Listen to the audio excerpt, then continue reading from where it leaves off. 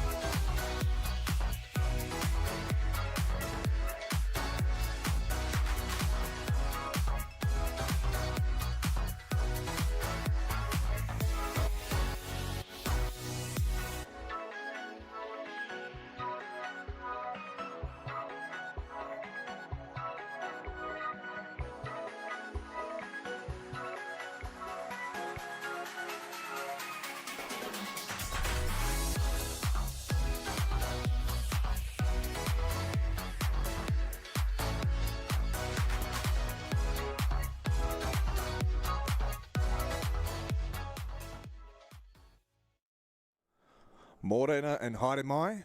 Welcome to day 4 of the 2024 Aon Maadi Cup down here in the Mackenzie Basin, Lake Ruataniwha. Starting off the day strong with the under 18 sculling. We've got the D final here of the girls under 18 double sculls with Timaru Girls High School, Te Awamutu College, St Kentigern College out of Auckland, and Burnside High School, and they're away now. Slightly later start today. Bit of a sleep in for everyone. The girls are off here as we get another sweeping, beautiful morning shot here. Leading out those, the girls from Rosetown, Te Awamutu College. Hasarina Johnson, Casey Lee Baker. Rowing with the Te Awamutu Rowing Club boat there. Of course, home to Hannah Osborne, silver medalist at the Tokyo Olympics in the women's double. So, following in the footsteps a little bit here from Asarina and Casey Lee. Second place here, right down on the bottom there, would be Burnside, McMorrin and Cadenhead.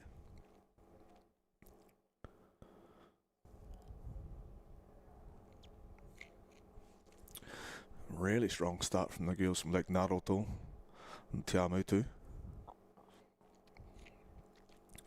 Coached by Ayla Mixted. Almost got clear water now, so great start from the girls from Te Awamutu. I said, you've done the whole season, you've come all this way. Doesn't matter what race you're in. You're going to see how fast you can go here.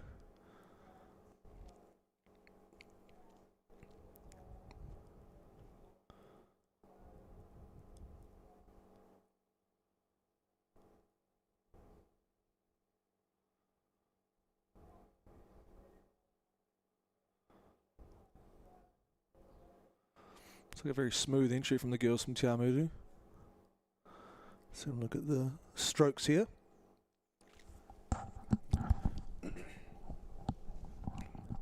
Through the 500 metre mark there, you see the island with the 500 metre sign on it, commonly referred to as Alcatraz.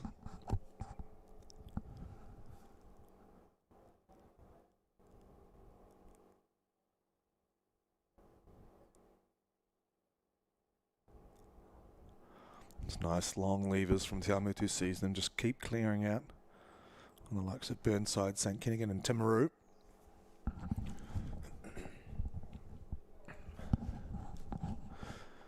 Deep into the second 500 now, travels the gold boat there of Te Awamutu Rowing Club, Te Awamutu College. Second place looks to be the crew from Christchurch and Burnside. Looks to be just about maybe 3/4 of length up, heading out onto Timaru Girls High School. Alana Berry Rankin and Ella Inch. Coached by Jan Kuiper, Glenn Patterson.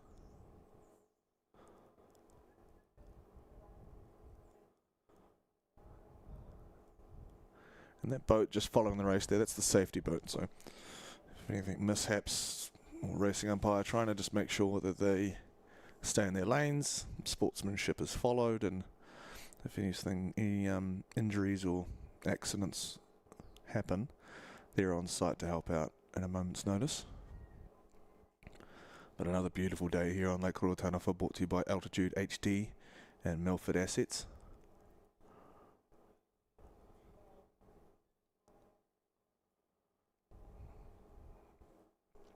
You see the crews off to your left there, just making their way down for their own racing. Semi-finals and quarter-finals today, so that would probably be the boys under 18 single scull, probably making their way down.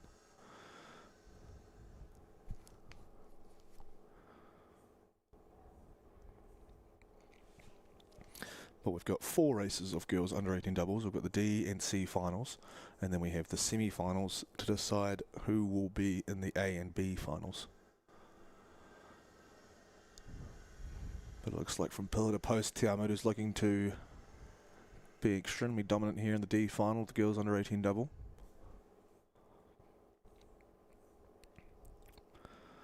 Asarina Johnson, Casey Lee Baker, leading the field here in the third 500. So we can see those pines come up on the side of your screen on the left hand. It signifies in that landmass, that's the 1K mark. So a great landmark for those girls to be using through this racing here. They have to be wary of just sitting on their stroke side buoy line. So stroke side's the right hand side, the right hand oar of the boat. And they're just starting to peel away now. Those buoys are pretty solid, so you don't want to be knocking those with your blades.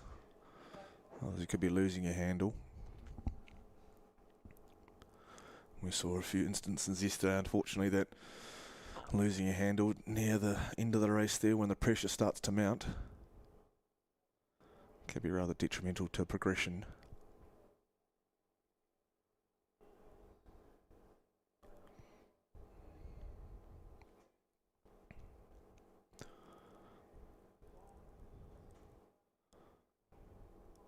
Great wee battle there in the second spot though between Timaru and Burnside. Like I said, you don't come all this way and do all this training just to bail out in the last racing, regardless of what race it is. So good to see these girls taking it all the way to the line. Timaru were down on Burnside just in that second 500. Now they're about half a length up, so we'll see what Burnside can muster going into the last 500 metres and see if they can rattle home and upset Timaru girls there. They do seem to be maybe moving on a little bit, which is good. But out in front, it's the navy in silver and white of Te Awamutu College. Train on Lake Naroto out of the Rose Town in Te Awamutu. tucked away in the Waikato Hills.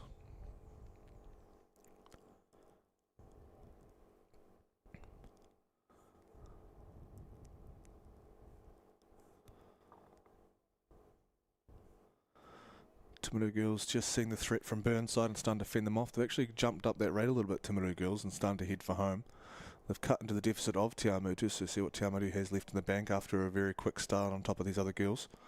So we'll see what Te Awamutu can manage into coming into the last 250, what sort of rate changes they can make. When I talk about rate, I'm just talking about how many strokes per minute. It's kind of like cadence for running, if anyone's familiar with that.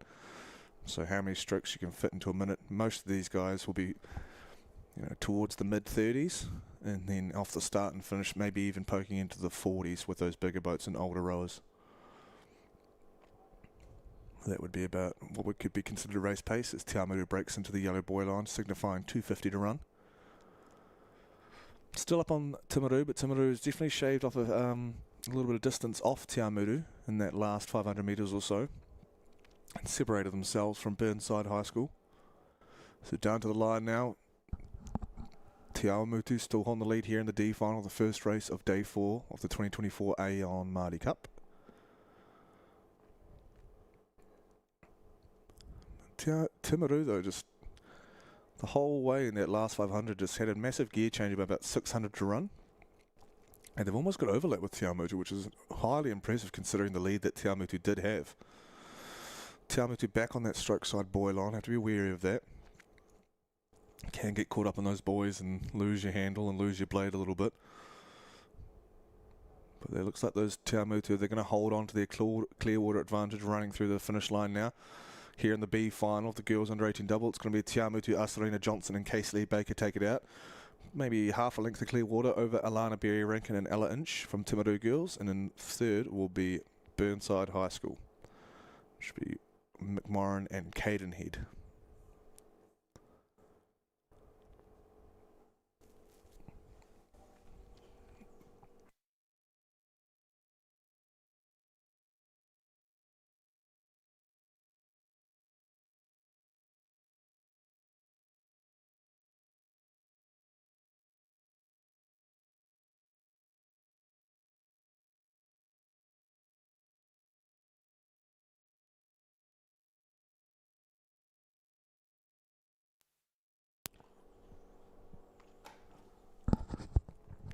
And here's the lineup for the C final, the girls under 18 double. Lane 1, Mount Albert. Lane 2 is Marion College out of Christchurch. Lane 3, King's College. Lane 4, Rotorua Girls High School. Lane 5, Whangarei. Lane 6 is Takapuna Grammar. Lane 7, Villa Maria from Christchurch. Lane 8 is Westlake. Good racing here. Looks like maybe lane 2 right over there on the far side, Marion College. Who's unsurprising with the sculling talent that Marion, or the performances that Marion has been pointing out this week in under 18, 17, 16 and 15. But Francesca Tohiriki, Tessa Jameson Timo, coached by Izzy Crowther, they're going to have the advantage of almost clear water over the girls on their right hand side from King's College, Jemima Dryden and Cara Lorch Church. Said that name a few times this week along with her sister. So great work coming from King's College and Marion.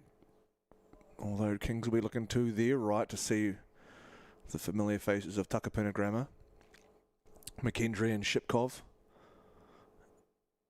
And right on the outside here, Westlake girls, a late call up to the C final here, but Westlake doing their best. Strulbant and Pethers Boak.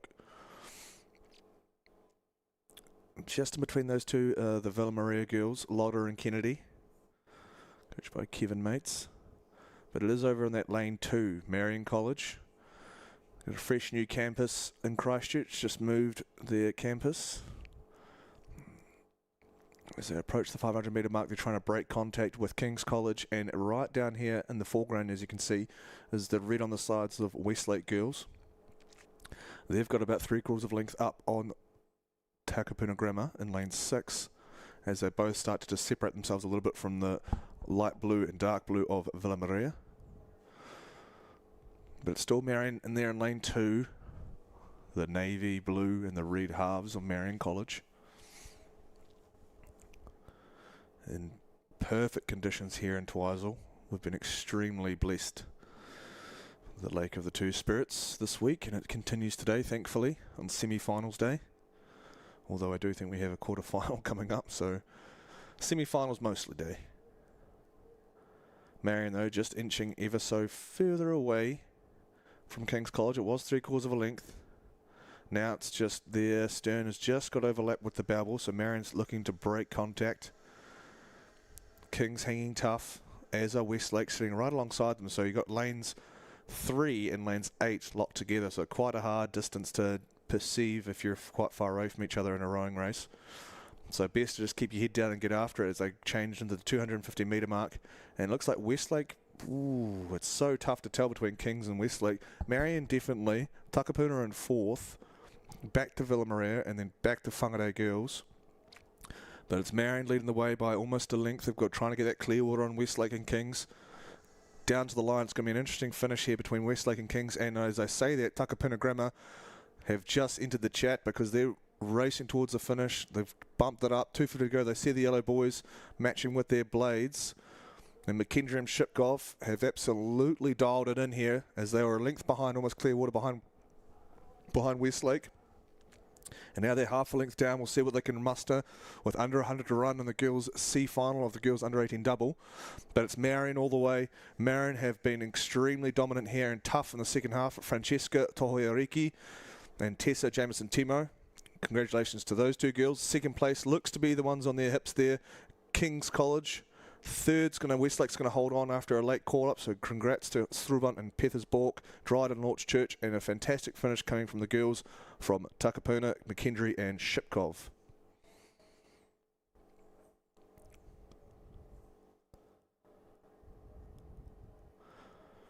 So like I said before, you're not going to come all this way.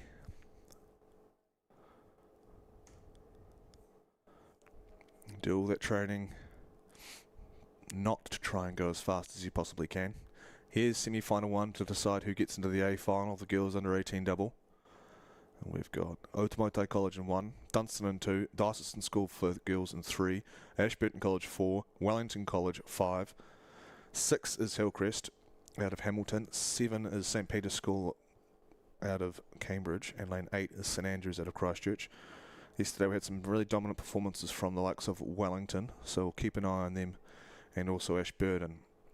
And it looks like those two crews are out in front. So Barr and Baggery, unsurprisingly, and Skilling and Gibson leading the way here. I think Skilling and Gibson medalled in the club double at the club nationals. So that's a pretty rapid boat class there, the club double. So they're bringing their speed from that nationals quite convincingly here. But it is Barr and Baggery from Wellington Girls College. Had a great Maadi Cup last year, the girls from Wellington, getting a couple of them to the Junior 8. Baggery there was 3rd in the under 18 pair last year. Now she's dropped 1 or picked up 2, and she's going just as rapidly here in lane 5, coached by Catherine Duffin, doing a fantastic job as the girls clear out to 2 lengths of clear water over Ashburton, who are in turn maybe 2 lengths up on St. Andrews. So St. Andrews are way out here on the outside in lane 8, doing a great job to try and snag one of those top 4 spots. That's Abby Baxter and Libby McNee. So they came through the repecharges, and they're trying to fight off an attack from Hillcrest, Giles and Coombs. So the girls from Hamilton Rowing Club have showed some good speed throughout the season, guided by Georgia Allen, former under-18 single champ out of Hamilton Girls. She's now guiding Hillcrest. Way out there in lane 3, though, looks to be Dunstan High School are also scrapping away, and quite obviously there you've got the light blue blades of St. Peter's, Donovan and Walker, just walking up the side of St. Andrews on the outside. So Wellington Girls College, Ashburton College, and then you've got Hillcrest with a fast finishing St. Peter's trying to bust open that top 4 out St. Andrews, and then you've got Dunstan on their far side there. Or it could be actually, it might be Diocesan School for Girls out of Auckland. But those are your top 4, Wellington, Ashburton, and a great fight from Hillcrest to St. Peter's and St. Andrews. St. Andrews have just done so much hard work on that outside. Without a fight here, Stack. The girls from St. Andrews, the big St. Andrews cross on the back of yours, are fighting against St. Peter's School out of Cambridge and with Hillcrest. So here's your lineup. You've got 3 crews. You've got 2 spots available. Ashburton and Wellington have their first 2. St. Peter's screaming through in the last 500. They were behind both of these crews with 500 to run, and they've just had a great turn of pace. 100 to run. It's going to be between Hillcrest and St. Andrews, because I don't think anyone's catching St. Peter's school out of Cambridge, Donovan and Walker. But Hillcrest early here on Lake Ruataniwha, they are getting the best of St. Andrews as we roll down to the finish line of the semi-final one of the girls 18 double. There goes Wellington. Ashburton's going to claim one. St. Peter's absolutely nailed that last 500, and Hillcrest are going to hold off a tough challenge from St. Andrews to qualify for the A final of the girls under 18 double sculls. What an injection of pace from St. Peter's. They were down by 3/4 of a length with 500 to run on St. Andrews and Hillcrest and put them up by almost 3/4 of a length. So great finishing work coming from the girls that train on Lake Karapiro. Here's semi-final 2. Girls under 18 double. Lane 1, Barradine. Lane 2, Wanganui High School. Lane 3, Cambridge High School. Lane 4, Mount Aspiring and Wanaka.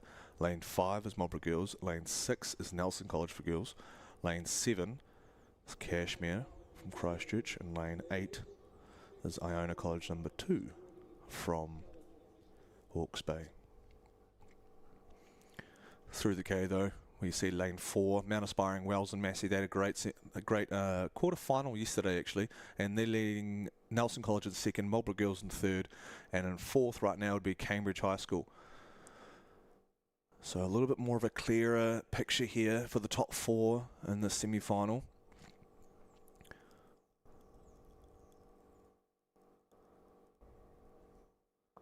Although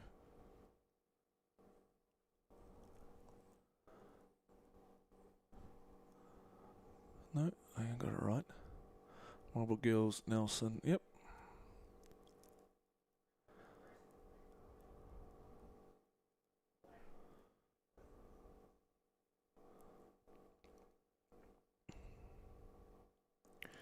Nelson College for Girls, they're having a tremendous 1K move here as they're drawing up alongside the crew right there in the middle, which would be Mount Aspiring from Wanaka.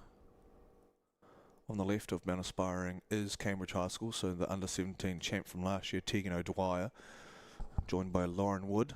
Some famous Royal New Zealand names there would be Carl Manson and Joel Clayton Green. Nelson College, they're doing great work in the third 5. A tough place to move, the third 5. Bodies screaming out, and you've still got, you know, at least 750 to run. So great work coming from the girls from Golden Bay, Collis and Robertson. But on their left, the Waido Rowing Club Blades are emerging. Those belong to Abby Craig and Ella Barnes, coached by former Nelson boy himself, Joe Benyon.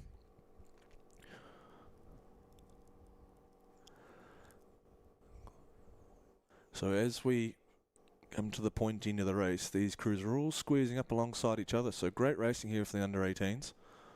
But those are your top 4 right now. Best of the rest, you'd have to see Cambridge High School doing great work actually. They were a little bit further behind at the K, but now they've got overlap with Nelson College for Girls. So Nelson College for Girls have to be a little bit wary of that crew from Cambridge High School. They have pedigree, and on their left of them would be Wanganui High School's own Robin Van Dyke and Beatrice Douglas. Van Dyke stroked the girls to a bronze in the senior quad, so let's see what kind of finish Robin has on her now in the under-18 double. But Cambridge moving really, really well here, that third 5. They were down quite convincingly on Nelson. But O'Dwyer and Wood looked right, got the bit between their teeth and got stuck into their work after the 1K, and they've worked really well to be having overlap. Now they're only 3/4 of a length down on Nelson. Still leading is Mount Aspiring, but just biding their time, walking through now and actually just starting to nudge their heads ahead. Their Babel ahead, I should say, would be Marlborough Girls College. So Craig and Barnes with those green and white wide-hour blades are now trading blows with 250 to run with Mount Aspiring. In that third position is Nelson, but they'll have to look to their left and keep an eye on Cambridge High School. But all those 4 crews right now are looking to be in the A final of the girls under 18 double, and Marlborough have just got a bunch of momentum now as they roll through to a canvas up on Mount Aspiring. So the girls from Marlborough, the girls from Boontown, led by Joe Benny and their coach, they're now half a length up after being clear water down on Mount Aspiring earlier in this 1K. Rattling towards the line though. Nelson just battling a little bit in the second half. They'll still probably qualify, but Cambridge has made up a lot of ground on them, and now they're almost drawing even with 100 to run. Only half a canvas down. Cambridge is actually motoring towards the last 500, so great pacing from Cambridge High School's Tegan O'Dwyer and Lauren Wood. Looks like they'll qualify for the A-final alongside what would be the winners here. Marlborough Girls are almost a length up on Mount Aspiring, are going to qualify as well. Cambridge have now pushed in front of Nelson. Nelson look to be taking that 4th spot and that final ticket to the A-final here of the girls under 18 double sculls semi-final 2.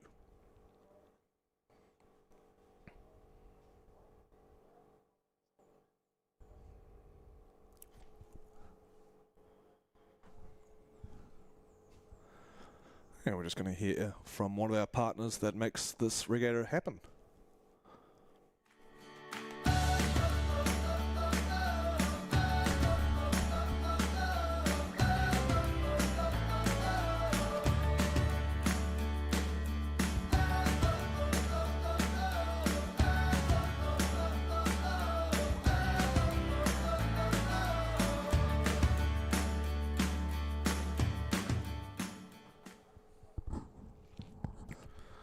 Aon, we're forever grateful for them for the partnership that they've had with us in the last 20 years, and then also now helping out with their emerging school scholarship, who I believe might have gone to Taupo and Nuiatea last year.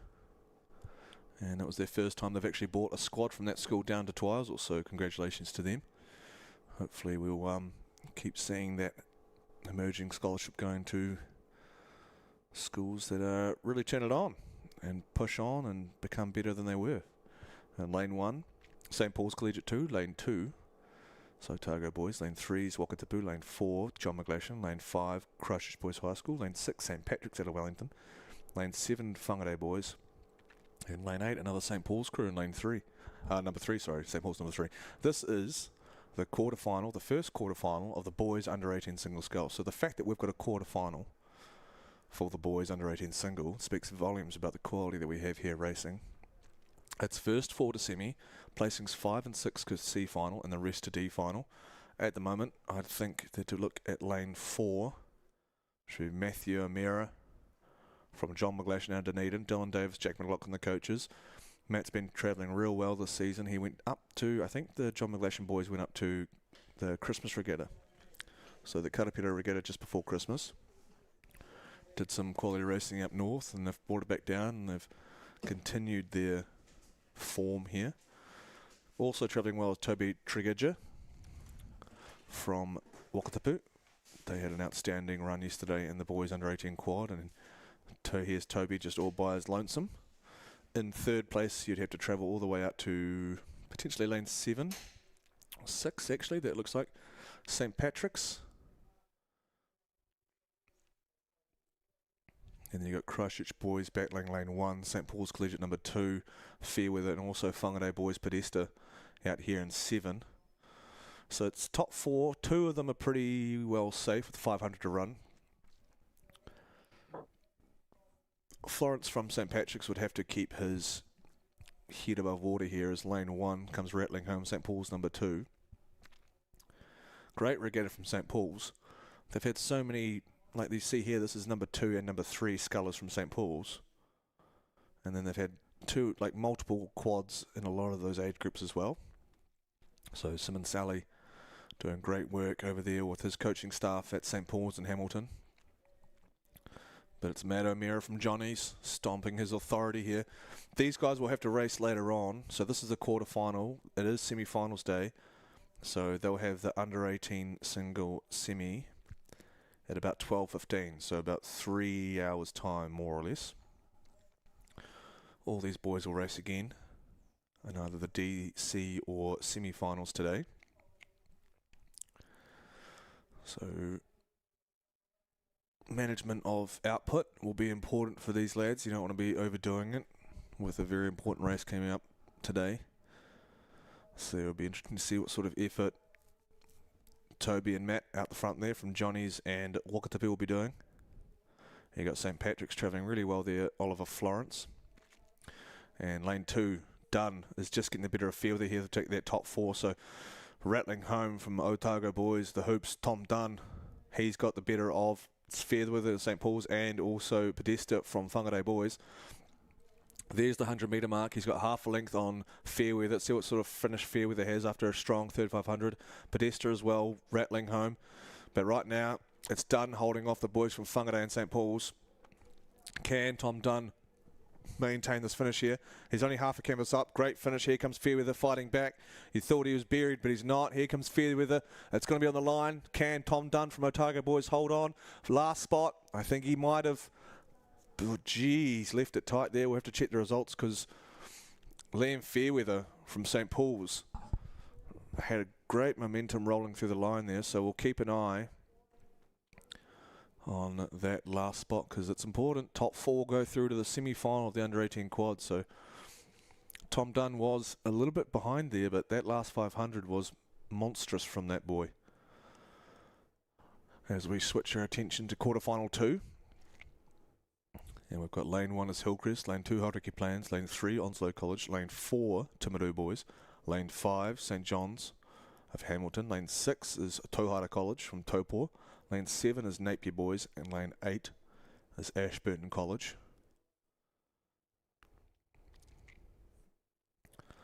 Bartlett's been in some form this year, so we'll see what he can muster there in lane 4 alongside Tony from St John's, McQueen from Onslow, and also Kahukura Hagi from Hillcrest. Lane 2, they're travelling really well, so the factory of sculling that Hauraki produces is here. Comes another one, Matthew Simpson.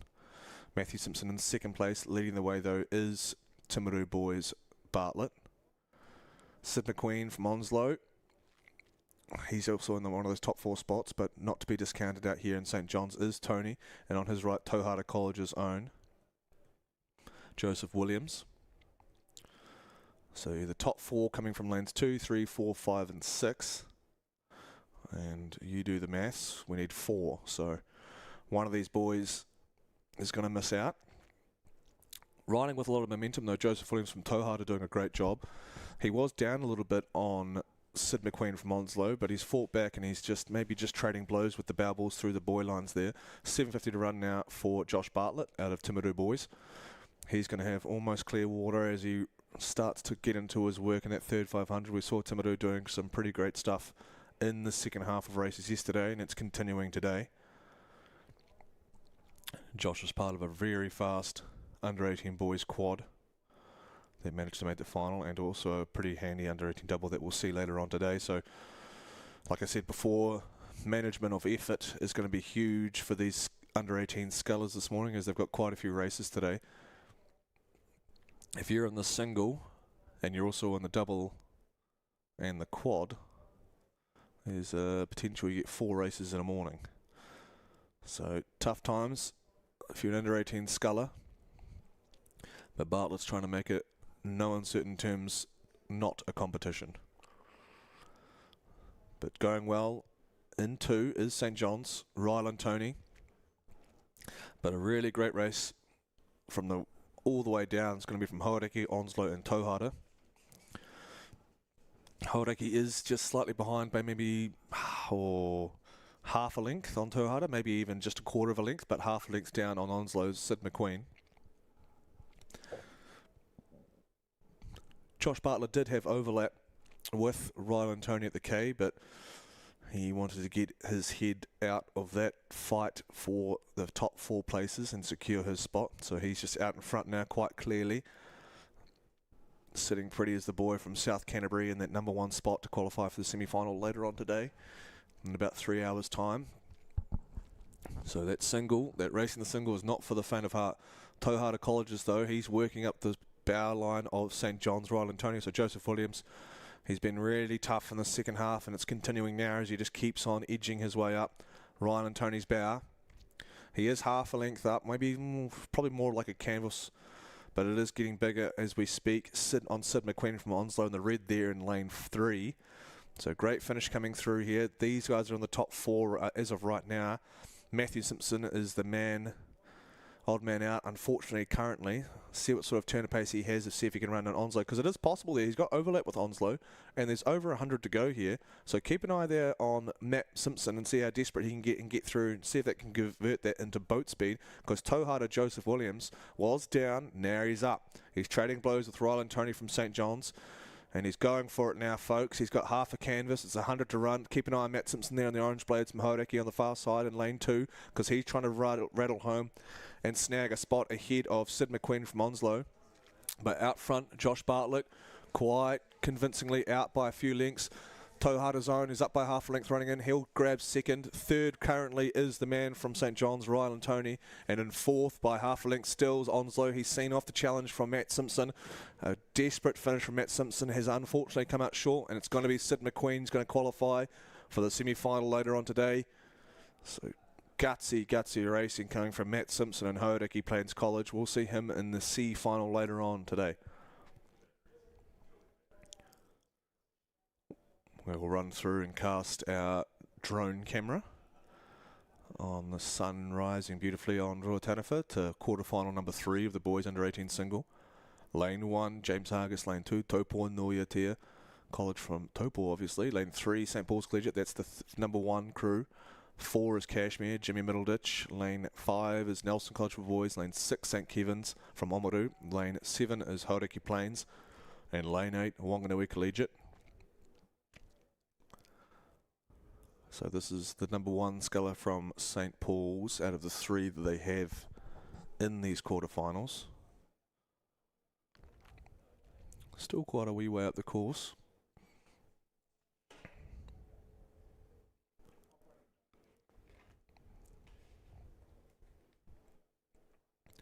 Usually if there's this sort of gap between the races, there might have been some mechanical issue with one of the boats off the line or at the start, causing a delay, potentially a false start, but I haven't heard anything. But it's only a half day today, so it's not as desperate to get through the racing today. Got plenty of time.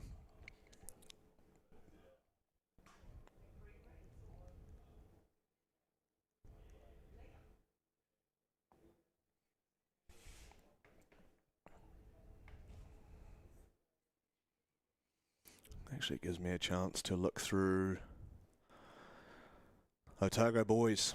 Otago Boys held on for 4th there. Tom Dunn, 752.98 over St. Paul's Collegiate's Fairweather, who did a 753.14. So Otago Boys holds on for that 4th spot to compete in the semi-final later on today, as we've got a start in quarterfinal 3.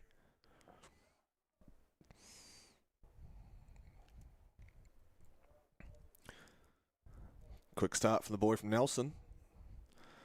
They're pretty good on the old starts, the Nelson boys. So Ethan Steele, clearly out in front there. He's kind of just a man on his own there. As we've got quite a good lineup for the rest of the group. But Ethan Steele has just separated himself right off the line. He's put an instant target on his back. Well, on his front, I guess. Best of the rest there in second place will be lane 3, St. Paul's Plymouth. Jimmy Middle just trailing a little bit, but also lane 2 travelling well. February from Taupo Nuiatea. As we roll around the backside of this, we can see the armada of this under 18 boys single quarterfinal number 3. It's still Ethan Steele, but the field's starting to come back on him a little bit. He had not open water, but he was clearly a length up, but now looks like lanes 3 and 4, potentially 7, just starting to edge back on the man from Golden Bay.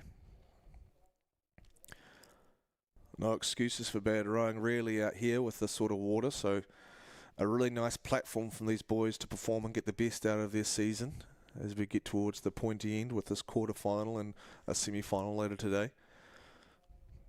But still the man in the middle, it's still Nelson.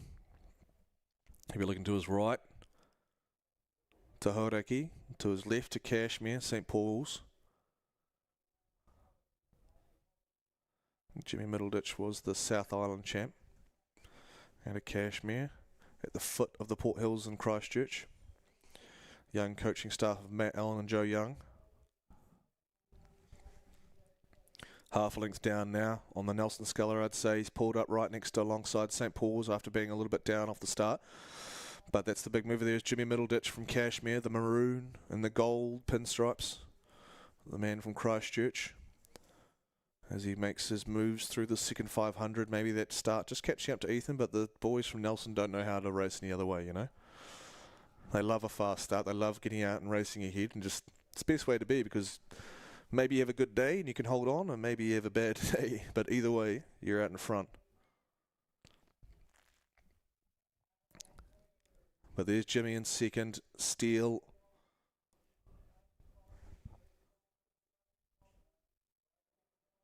Oh no, my apologies. They've swapped this around. It's quarterfinal 4. I've been calling the wrong people. My apologies. So this is Shirley, Wanganui High School, Mount Aspiring, Maclean, St Thomas's, Otamotai, Tauranga, and St Peter's. I thought that looked like a St Thomas's boat, and I'm correct. It's Baxter from St Thomas's. So the blue, it's just confused me a little bit, coached by Paddy Dallin. So Carter Baxter and Dimmock from Maclean's, and the red, white and blue there is in lane 4. And then out here on the outside is McConaughey with that Aon Maadi Cup boat from Laszlo from last year's under-17 win. I hear through the grapevine that Jameson's actually just coming off quite a bit of sickness, so he's been quite tentative with his training. So we'll see what Jameson can come up with here in quarterfinal 4, which has been swapped with 3. He's half length up on the man in lane 3, Mount Aspiring's Massey. So we potentially just saw Massey, Philip Massey's sister in the under-18 double, qualify for the A final. See what Philip can conjure up as Dimmock starts to roll through Carter Baxter of St Thomas's. And it's the boy from Maclean's who did a stunning club single performance up north, I believe. So it is unsurprising to see the work that he's putting in here with Maclean's College.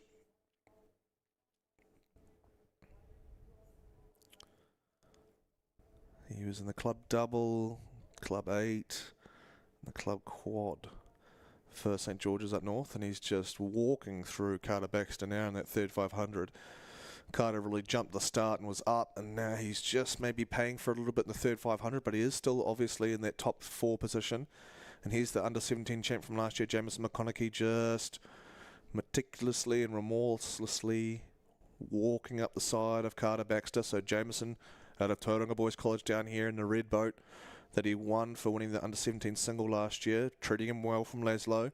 Out front though it is Dimmock from Maclean's, coached by Alan Vester and Martin O'Brien. Even now as Jameson McConaughey starting to nudge his bow all ahead of Carter Baxter, but that top 3 is clearly out. But then we look to lanes 2 and 3. It's Wanganui High School Coons against Massey.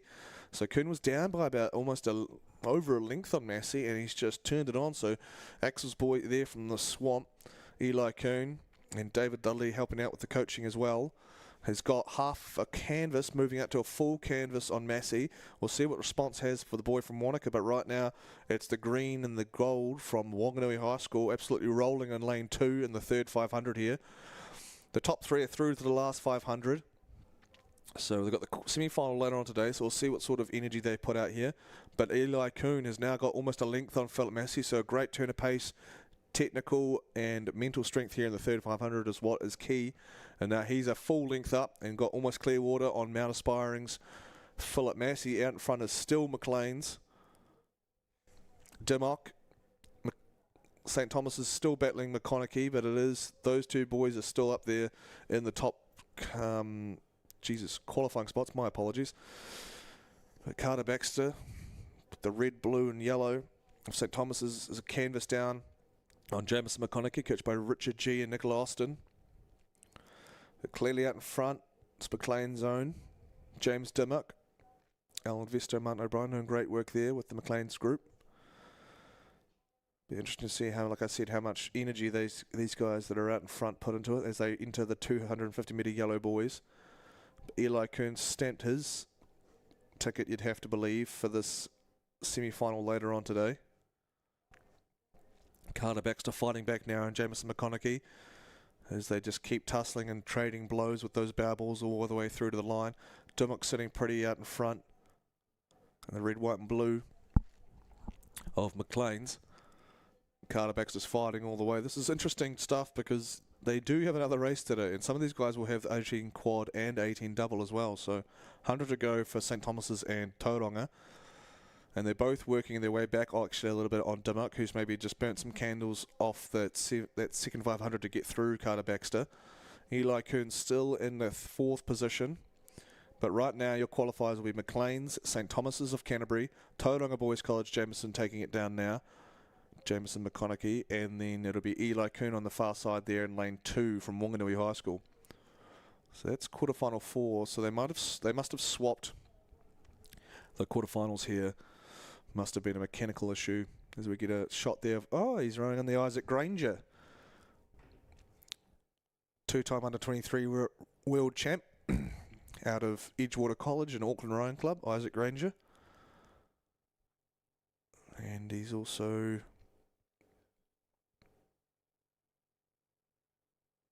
an experienced, pretty handy man in jiu-jitsu, and we're going to get a good luck message here from our own Row New Zealand squad.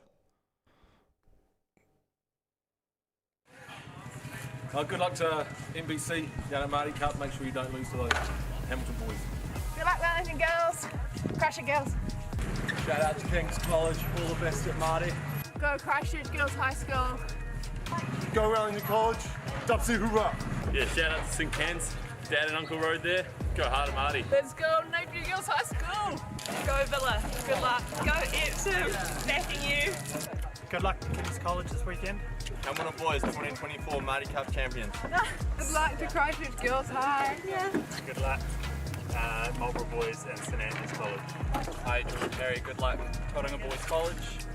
Good luck, Hamilton Boys High School. Bring it home. Let's go Otago boys. Up the hoops. Let's go Auckland Grammar. Stack. Let's go boys. South Island champs.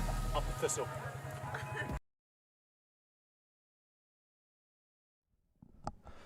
Right. Quarterfinal 3, which is technically quarterfinal 4, I have to believe. So quick rundown. James Harkiston 1, Taupo-Nuiatea in 2, St. Paul's in 3, Cashmere in 4, Nelson in 5, St. Kevin's at Oamaru in 6, Hauraki in 7, Wanganui Collegiate in 8. Looks to be lane 4, the South Island champion Jimmy Middleditch from the foot of the Port Hills, Cashmere High School. Joe Young and Matt Allen are the coaching staff there. Feels weird calling them staff with them being so young, but they are the coaches and they're doing a great job with the Cashmere squad. He's got maybe a length up on the man on his right there, Ethan Steele from Nelson, who's half a length up on outside of him, Cody Marshall from St. Kevin's. So Ivan Dockery doing a great job there with the boys out of Oamaru Rowing Club. In 4th, about half a canvas down on St. Kevin's, is St. Paul's Collegiate's number 1, Austin Plimmer, Martin Simoncelli and Bruce Jones, a wealth of experience there in the coaching staff. But Jimmy just seems to be cruising now. He's pretty familiar with he's in the top 4. These other guys are coming back on him a little bit, but he might have a little bit of a sprint to go because lane 3 there, lane 2, Taupo-Nuiatea, Harry February, is actually rattling home. So he's going to put pressure on St. Paul's, who in turn is going to put pressure on St. Kevin's, Nelson, Cashmere. Everyone's just getting squeezed a little bit at their end there because Harry February is not letting it go. He's got overlap with St. Paul's and St. Kevin's, so St. Kevin's is also probably the closest one to him. He's going to have to be careful here because a rapid finish is coming from Taupo-Nuiatea. Jimmy Middleditch out in front, the South Island champ, just kind of cruising. Like I said before, they have the semi-final later on today in about 3 hours, so these guys will be managing their energy. There goes Jimmy. Second is going to be Nelson, and then 3rd and 4th, pretty close together, will be St. Kevin's and St. Paul's, with Taupo-Nuiatea colleges. Harry February will be competing in the C final. So potentially some sort of mechanical issue there causing the swap, but we got there in the end. So those are the 4 quarterfinals done for the boys under 18 single.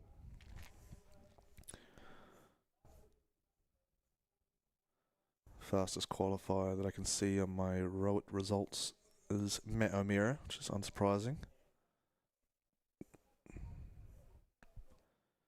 And we'll scan back through Lake Ruataniwha here for our next race, the girls under 16 quad semi-finals. So top 4 to A, And the second 4 placings will go to the B. Lane 1, Columba College. Lane 2, Hauraki Plains. Lane 3, St Hilda's from Dunedin. Lane 4, Wakatipu. Lane 5, Dunstan. Lane 6, Wellington Girls College. Lane 7 is St Paul's out of Hamilton. Lane 8, Diocesan School for Girls from Auckland. And it looks to be 7, 6 and 5 currently. St Paul's, Wellington and Dunstan, unsurprisingly. They've really shown out to separate themselves, especially in the girls' sculling. St Paul's, Dunstan and Wellington College have had a great regatta to go along with Marion as well. Kind of what I've noticed in my time in the booth here, sorry.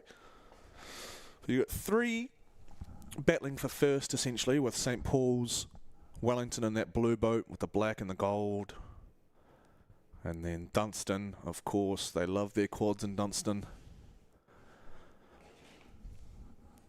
St Paul's doing a good job there. Brangwyn, Waddell, Roberts, Hunter and Miller. Some familiar names there.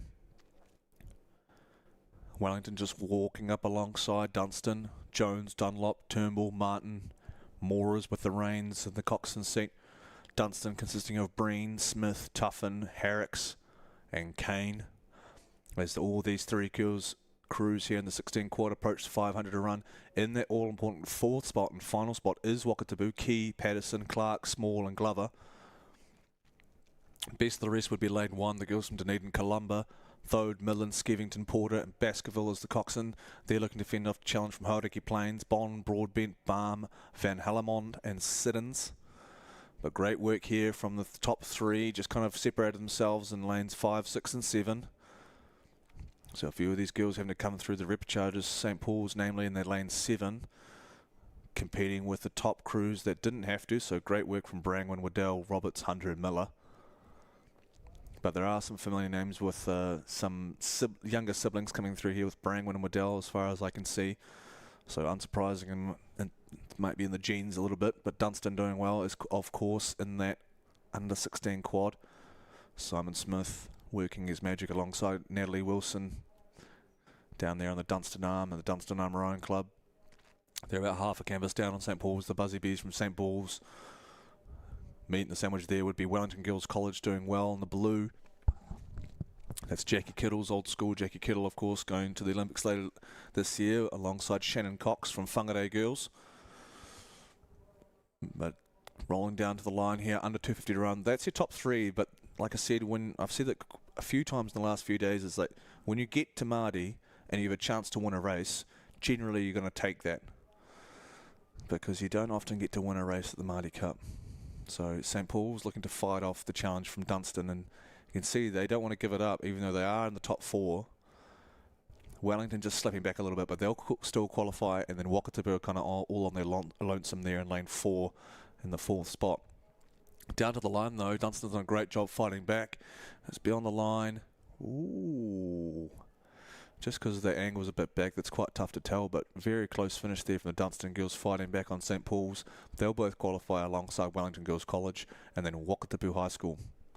They do their training on Lake Hayes, and then the next 4 finishes, so Columba, Hauraki, St Hilda's and Diocesan School for Girls will go through to the B final.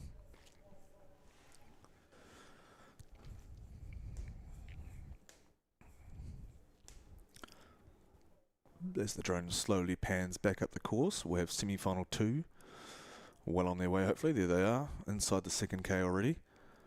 Lane 1, Marion College from Christchurch. Lane 2, Hillcrest from Hamilton. Lane 3, Wanganui High School. Lane 4 is Columba College from Dunedin. Lane 5 is Cashmere. Lane 6 is Wanganui High School number 2. Lane 7, King's College. Lane 8, Mount Aspiring. A little bit unfortunate to have 2 Wanganui schools in the Wanganui High School crews in the same semi, but it does happen every now and then, unfortunately. It looks to be lane 5 though, carving their names a spot into the A final, which would be Cashmere again, Murdy, Clatworthy, Clare, Kelly. So another Clatworthy coming through the Cashmere system. 2 older brothers, crushed it at Nationals, winning senior quads and redcoats and all sorts. Older brother Oscar stroked the junior 8 last year, so here comes the younger sister, Charlotte Clatworthy, paving her own way here in the under-16 girls quarter. They are up on Columba College on their left, Whiston, Lysa, Nicholson, Drummond. And half a length down on Columba is Wanganui High School's own Armashore, Portaka, Osborne, Milner, Scudder, Emmett and Barnett. And then the coxswain is there is Davies. Davies has been busy. I've called her name a few times, Lauren. She's been a very busy Wanganui High School coxswain. So there's your top three. I'm more interested now in that top four, because down here on outside lane, Radford, Marsden, Ritchie, David and Hunt. Hunt's another busy coxswain out of Mount Aspiring. So Emily Hunt. They're going up against the girls in lane 2. Hillcrest, Radford, Smith, Kaywood, Bansal, Duncan. Also not out of the picture there is Marion in lane 1. They're only 3/4 of a length down on Hillcrest, so if Hillcrest are in it, then Marion's in it. Pardon me. We do have the gold and the black quarters down here in lane 8 though. Fighting for their lives is the Wanaka group from Mount Aspiring. Leading the way though, Cashmere quite comfortably out in that spot. Second place is Columba and third is Wanganui High School. But this is the fourth spot here going through. So if you want to measure how you look at these boats and who's in front, you just keep an eye on the buoy line. And then you watch the bow balls of these crews go through the buoy line, and you can get a good gauge of who's and where. So right now you can see what I'm saying. It's pretty even, but I'd still have to give it to Wanaka by maybe a foot, half a canvas. So you can see them go through those buoy lines. It's very close, so keep it on Hillcrest. They've had a pretty good change of pace in the last few races, in the last few days, with George Aaron leading the way there, former New Zealand athlete and under-18 single champ. But now it's extending actually, now that I can see that. Mount Aspiring extending out to about a canvas, a full canvas. Before it was very close to a bowel. Now it's a canvas, but let's see what Hillcrest can muster with 100. There's the red buoy line of 100 metres. So it goes gold, gold, gold, and then there's a red line. That's the 100 metres to go line. They're about a canvas down now.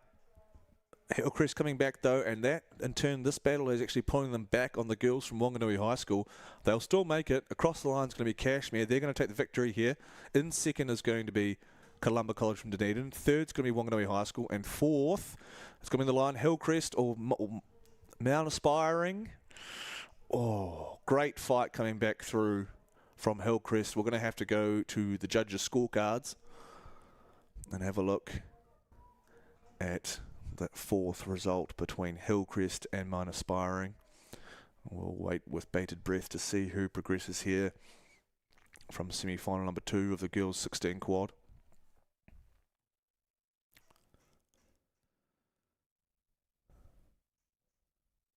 And Dunstan got the win in the previous, in the semi-final 1,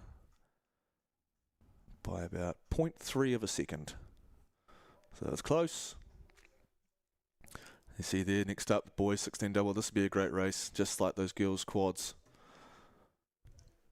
Semi-final 1, Otamotai in 1, Cambridge in 2, Nelson College for boys in 3, Wanganui High School 4, Wakatipu in 5, Dunstan in 6, Wanganui Collegiate in 7, and Francis Douglas Memorial in 8. It looks to be lane 5 though. Wakatipu, Mansur and Davis. Lane 3 also travelling really well. Nelson College boys, Smith and White. Third right now would be Dunstan, Smith and McIntosh. Unsurprising, that McIntosh name coming back through in that Dunstan High School. And then a canvas down on them would be the boys from the Swamp Wanganui High Schools, Maxim and Morgan. Best of the rest, you have to go to lane 2, Cambridge High School, and back out here to Wanganui Collegiate in lane 7. So, as I was saying, Wanganui High School were actually half a length down there, actually moving and continuing to move through Dunstan. Dunstan will have to look to their right because Wanganui Collegiate have got the bit between their teeth. They look like they've got their tails up and they're trying to run down the boys from Dunstan Armour Own Club. But out in front, sitting pretty, is Wakatipu. It is Charlie Manser, Max Davis. So John Morrison got another lot of boys here, just absolutely crushing it in the sculling side of things. In the second place, though, is Nelson Boys, Murdoch Smith, Oliver White, coached by Father Brent. They've got Clearwater up on Wanganui High School, who's down third. And Dunstan, you're going to have to look to your right, boys, because the black and blue of Wanganui Collegiate are coming quickly. Hugo Giblin and Matthias Pa'a. Tyler Scott's got the boys rattling home now. Dunstan's looking to their right. They're going hard, but it's the bit, guys, with all the momentum in the world, it's going to be Wanganui Collegiate. Top 4 going through, folks. Wanganui High School, be careful here till they stay out of that battle, but it's right now, it's Wakatipu, it's Nelson, Wanganui High School, and Dunstan. But we've got Dunstan and Wanganui Collegiate, as I trip over my words. 100 to go now. They're going to try and bring it back. Dunstan fighting now. Here comes the response from Dunstan High School. Let's see what Mr. McIntosh and Smith have in store as they're drawing up alongside Wanganui High School. Wanganui High School is going to be careful here because they're getting drawn up into this battle for 3rd and 4th. Here comes Dunstan. They're getting pushed by Wanganui Collegiate all the time. They're going to hang on though, and so is Wanganui High School. Down to the line. It's going to be Wanganui High School just hold on to 3rd over Dunstan for 4th after a valiant charge to try and snag 4th from Wanganui Collegiate. Great mature racing from Dunstan. They just waited and waited and bided their time until they knew they could make it to the line on the sprint and fended off a late charge from Wanganui Collegiate. So Wakatipu, Nelson, Wanganui High School and Dunstan will be the first 4 names in the under-16 boys double final. Here comes semi-final 2. Lane 1, John McGlashan. Lane 2, St Paul's Collegiate. Lane 3, St Kevin's out of Oamaru. Lane 4, St Paul's School out of Cambridge. Lane 5 is Glendowie College. Lane 6, Hauraki Plains. Lane 7, Marlborough Boys. And Lane 8, Maclean's College.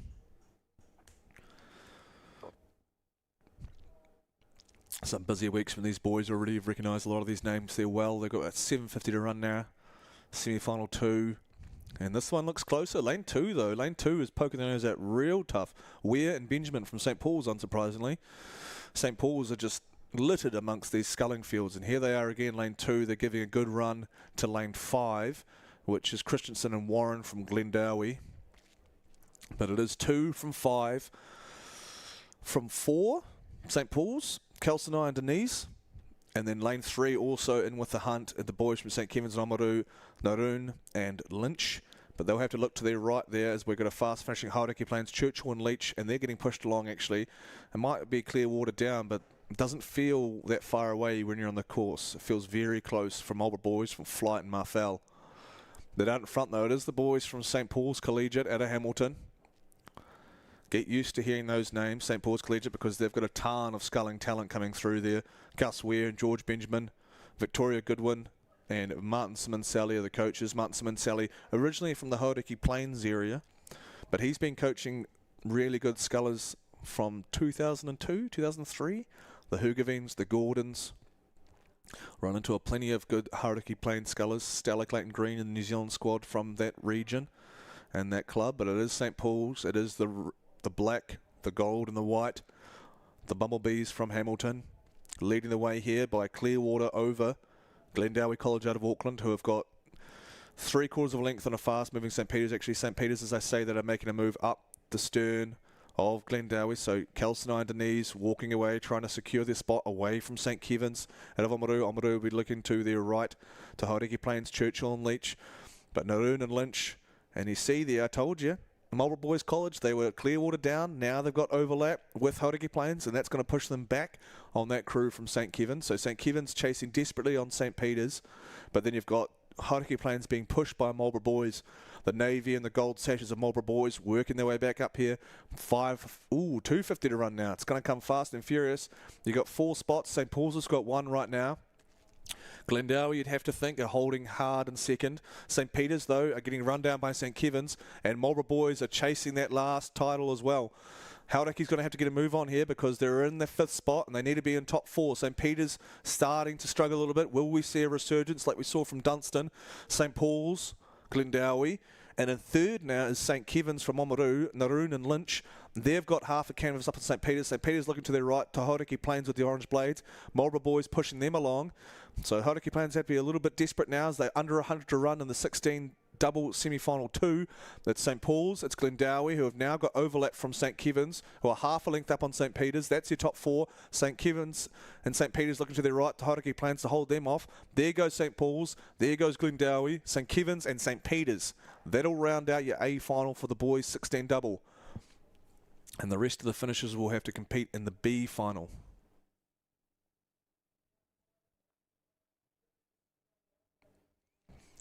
So because some of these races there's a lot of double ups in terms of under 18 sculling, so you've got the under 18 skills and boys this morning.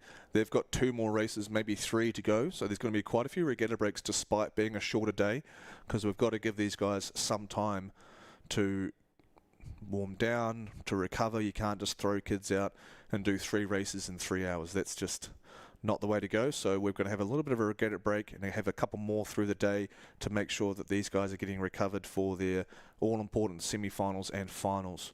So we'll have a wee break now for about 20 minutes. As next up we'll have the girls under 18 single C final and then the semi-finals for the under 18 A final.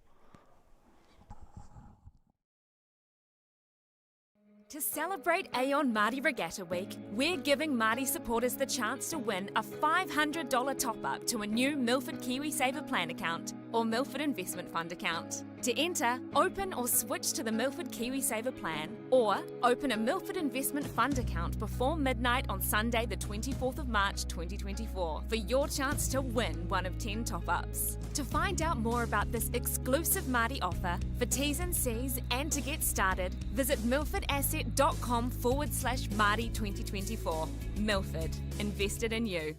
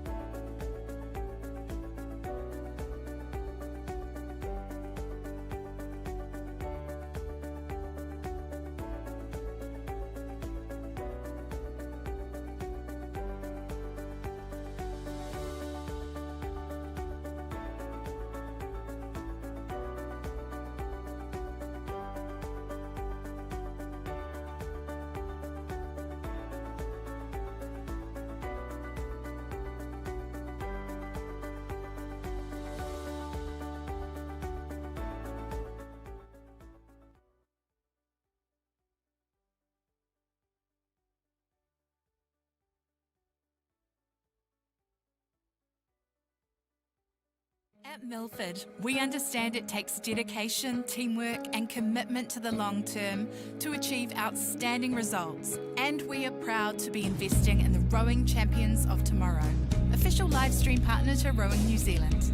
Milford, invested in you.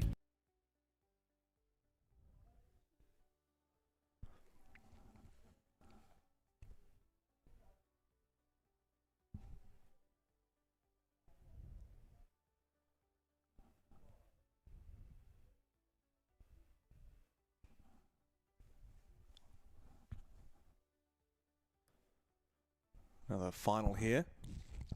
Day 4, the Thursday. 2024. Our Maadi Cup. We've got the C final of the girls under 18 singles scale, brought to you by Foursquare.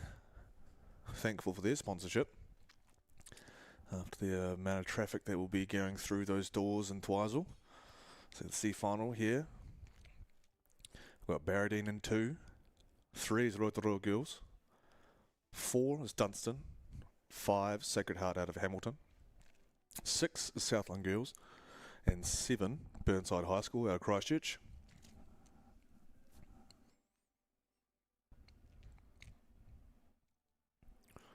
Some familiar names coming through here. Under 18 single, extremely tough event, so we'll see some talent rolling through here in the C final, no doubt. It's a tough event on its own, and then the under 18 single, the fact that we've got C final and a couple of semis to come after this just speaks volumes about the entry number. So we've got a flashing light there on the right of your screen on the starting umpires building. That flashing means they're under 2 minutes, so not to detach. There we go. C final away here in the girls under 18 single scull on another stunning day at Mackenzie Basin, Lake Ruataniwha. Great start. Sarah Healy, Sacred Heart girls out of Hamilton. Actually jumped that start. She's jumped it to half length over lane 2, Rotorua girls, Frances Hazeldine. No one out of it obviously in the first 100 here.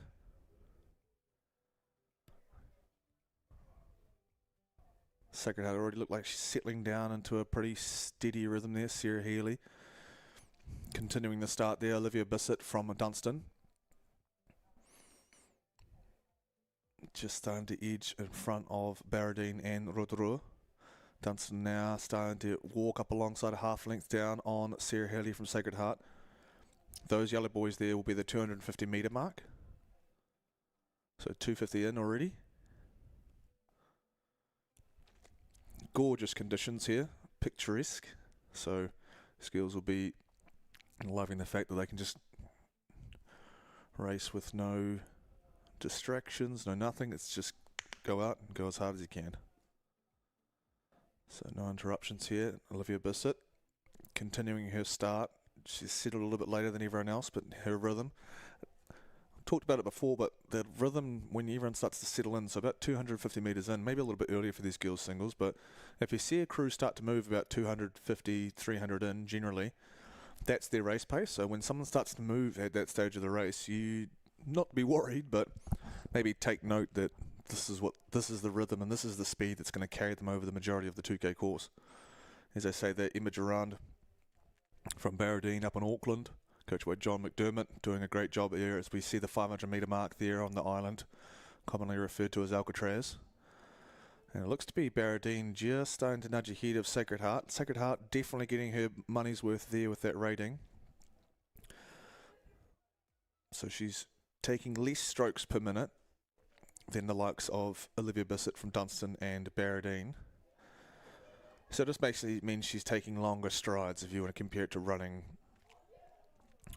So getting more bang for a buck. And it's not necessarily better or worse that she's rating lower than these other crews, but that's just her rhythm. That's what she finds works best for her with her relationship with the boat. So she's getting a lot of run on her boat. By run we mean after you've driven and your oars have come out, there's a lot of run on the boat. So the boat, like the propulsion that you have on the drive, and see how long the boat kind of steams on without you actually driving it on. So when the blades come out, how much run can you foster and look after as you roll back forward and put the blades back in? That's the the emphasis of rowing. We're trying to eke out every little piece of run we can get from stroke to stroke as the girls go through the 750 metre mark now. Barradine separating to half length over Sacred Heart of Hamilton. So rating, like I said, look, cadence like running. So how many strokes you take in a minute is what we commonly refer to as rating. And I'd say Sarah Healy, just going at a limb here, would be around in her 20s at least, which is extremely low if you're talking about racing. But like I said, if it works, it works. Even at the elite levels, you'll see guys rating a lot lower, a lot higher than everyone else. And it's, like I said, it doesn't really mean anything tremendous. If you went higher in rate, doesn't mean you actually go faster. This is where she feels comfortable in her wheelhouse and moving a boat, and looks like it's working because she settled quite early, but she's still there. So a lot of run and a lot of time in between strokes for Sarah Healy out of Sacred Heart, and she's currently in second. Still got contact with Emma Durand of Barradine up at, as we enter the 1K there, where our drone boys are based. So these drones that you see driving there, Jed Campbell and the likes, Jack O'Leary, they're down there every day doing the drone swaps, giving you this fantastic coverage from Altitude HD and Milford. They have our partner now of the live stream, so we're very happy to have some of the best production quality for a rowing regatta in the world. I'd say, I've been saying that's probably only rivaled by the Henley coverage, a Henley Royal Regatta in England, and World Rowing coverage, to be honest. Because there's nothing at the IRAs in America. They don't cover races like this. Nothing really in Australia in comparison to this for these school races and our national champs. So very thankful for the boys of Altitude HD coming in and producing something like this as we sweep around, facing the rowers now as they come down. You can see the relationship between the drive and the recovery. So the recovery is when the blades are out of the water, sort of thing. So when the blades exit at the finish and they're rolling forward, you can see the relationship of the boat slowing down as the crews place their blades in the water, because you're essentially, you're stopping the boat, you're putting more contact in with the water. So you can see the boat kind of accelerate as the girls shift and their knees come up and they roll forward into the water, and then the boat will stop, so they're going to pick it up again and again and again. And the name of the game is to try and be as efficient and not disturb the boat at all. So you're trying to sneak those blades in without the boat noticing, essentially. And that's the key to just keeping that boat running between the strokes. You're trying to have one constant run, but that's always the goal of rowing. But obviously it's very hard to do when blades are coming in and out of the water constantly. So finding that rhythm forward and back with the boat is key to making these boats continuously, trying to get continuous run with no oscillation on the bow ball. And someone that's doing a tremendous job there is Dunstan High School's Olivia Bissett. She was behind Sarah Healy. Sarah Healy feeling the pinch now of that fast start potentially in this third 500. Now they got last 500 from Emma Durand, Barradine. But the big momentum mover there is Olivia Bissett from Dunstan. She's now half length up on Sarah Healy on these turquoise waters of Ruataniwha. Coached by Simon Smith and Natalie Wilson. And I've said it a lot, but it deserves recognition of what Simon's done at the Dunstan Rowing Club and Dunstan High School in the last decade.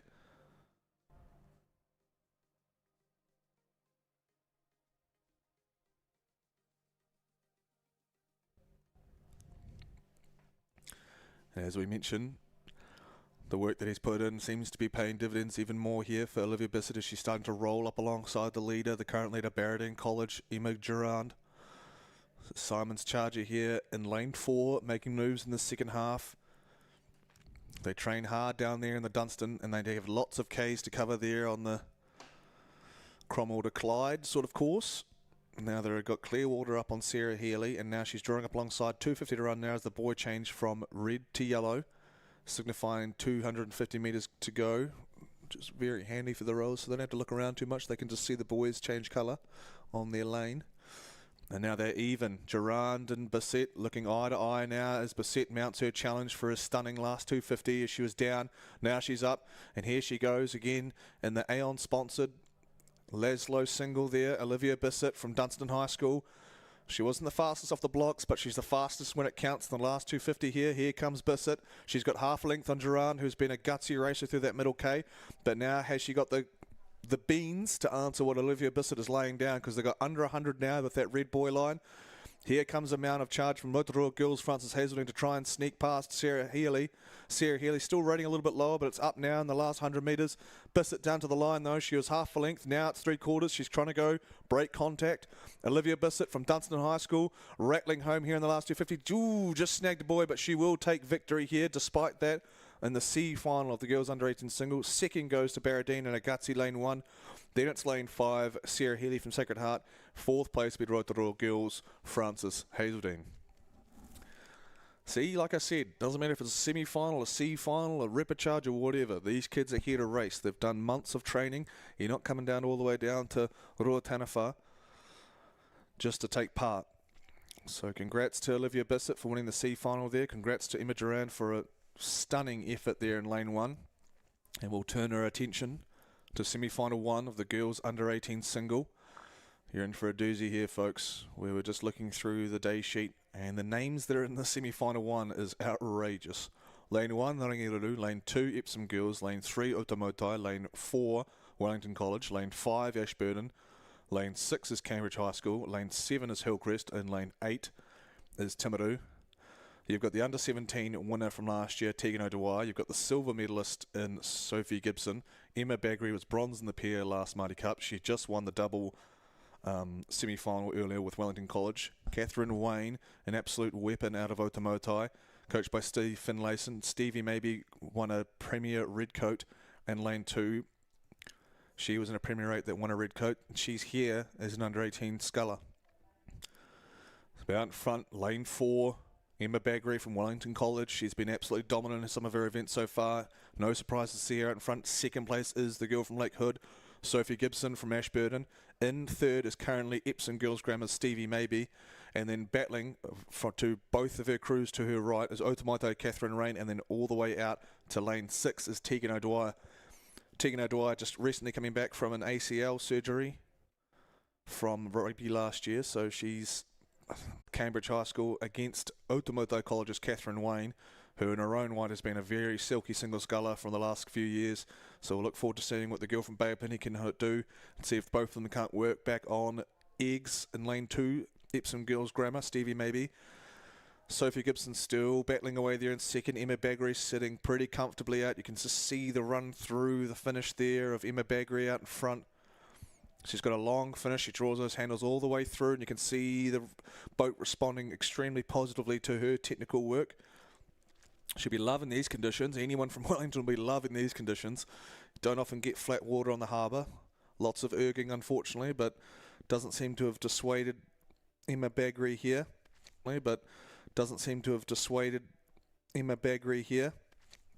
And the Wellington girls that also real with it. Catherine Duff and the coach doing a fantastic job with the technical model that they've got going on there. If they can jump down here and on this flat water, you can just see the speed into the water, the conviction of the swing and the draw through of the handles. Boat responding extremely positively here for Wellington Girls College's Emma Baggery. To do this in a semi-final of our under 18 single, and this is a tough semi-final. These girls in here are extremely talented.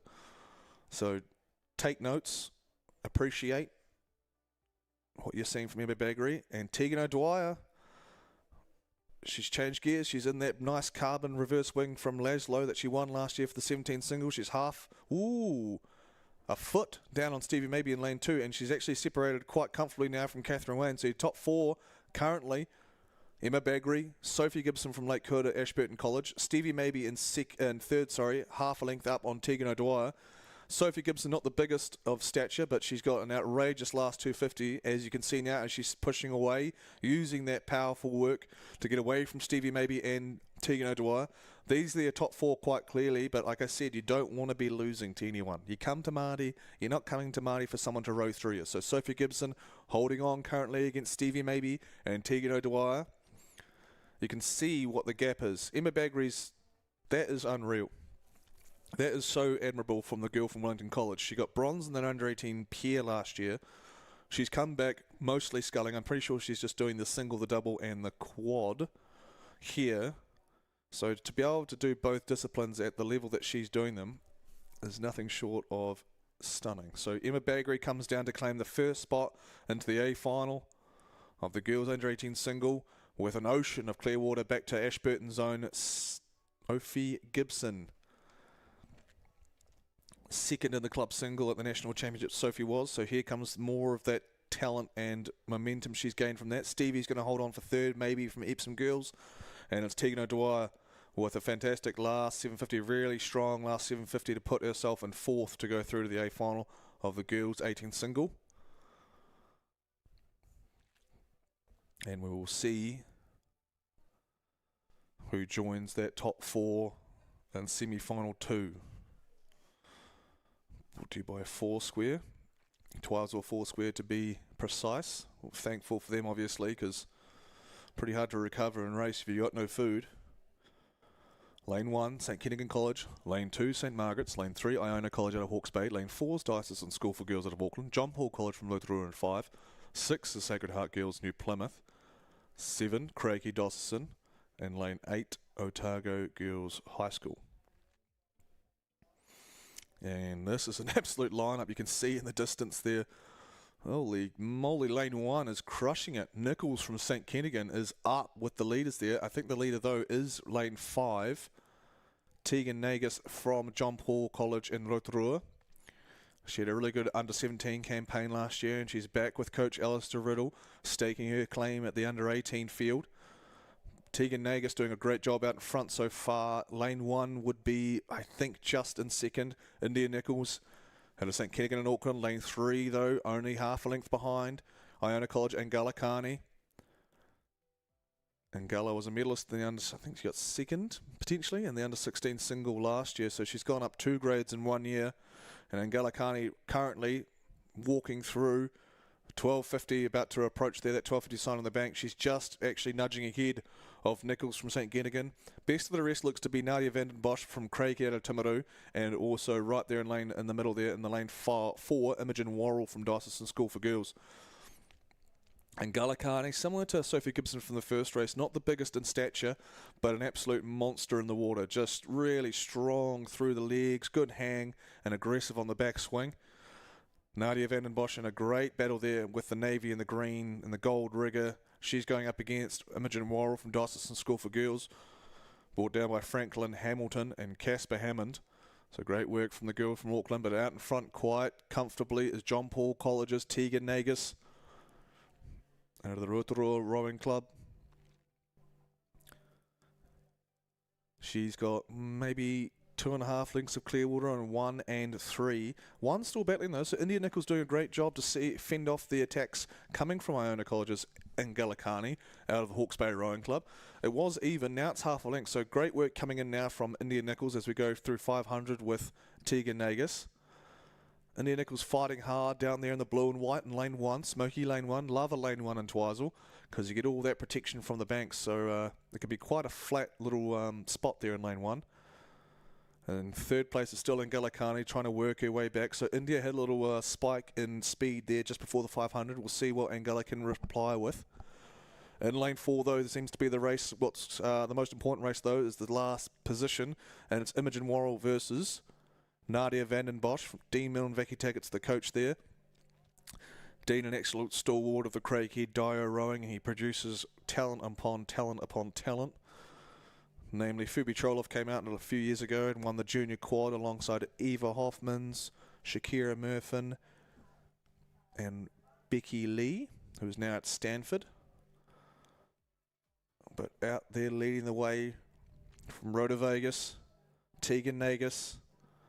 Second place now in Galakani after that spike in speed from India Nichols. Angala's kind of wrangled that, gone through. 250 to run now for Galakani. She's got almost clear water in India Nichols. India Nichols will be looking to her right because she's put herself out there. She's burning a lot of candles. Make no mistake about it. In the single, you will feel it in the 250 regardless. And if you're in lane 1 and you've put yourself out there like she has in second place through the K, she'll be looking to her right. Imogen Worrell and Nadia van den Bosch are looking to run down India Nichols to punch their ticket to the A final of the girls 18 single. You see that gold rigger down in the foreground from Nadia. She's just, half a length down now, though. Imogen Worrell showing great stunning speed, changing here. As now she's almost got overlap with India Nichols. So Diocesan School for Girls trying to work back and secure a 4th spot. She's being chased all the way there, 100 metres to go by Nadia van den Bosch from Craighead. So it's Craighead racing Diocesan. So we've got the 2 Diocesan schools racing against each other. Way over in the midst of lane 1 is India Nichols holding on to that 3rd spot. As we come down to the line, it's going to be Tegan Nagus holding off a fast finish from Ngalikani from Iona. In 3rd, it's going to be a great race from India Nichols from St Kittigan. She's going to snag 4th. And on the line, Nadia van den Bosch has crushed it in the last 100, and she might have snuck through Imogen Worrell on the line.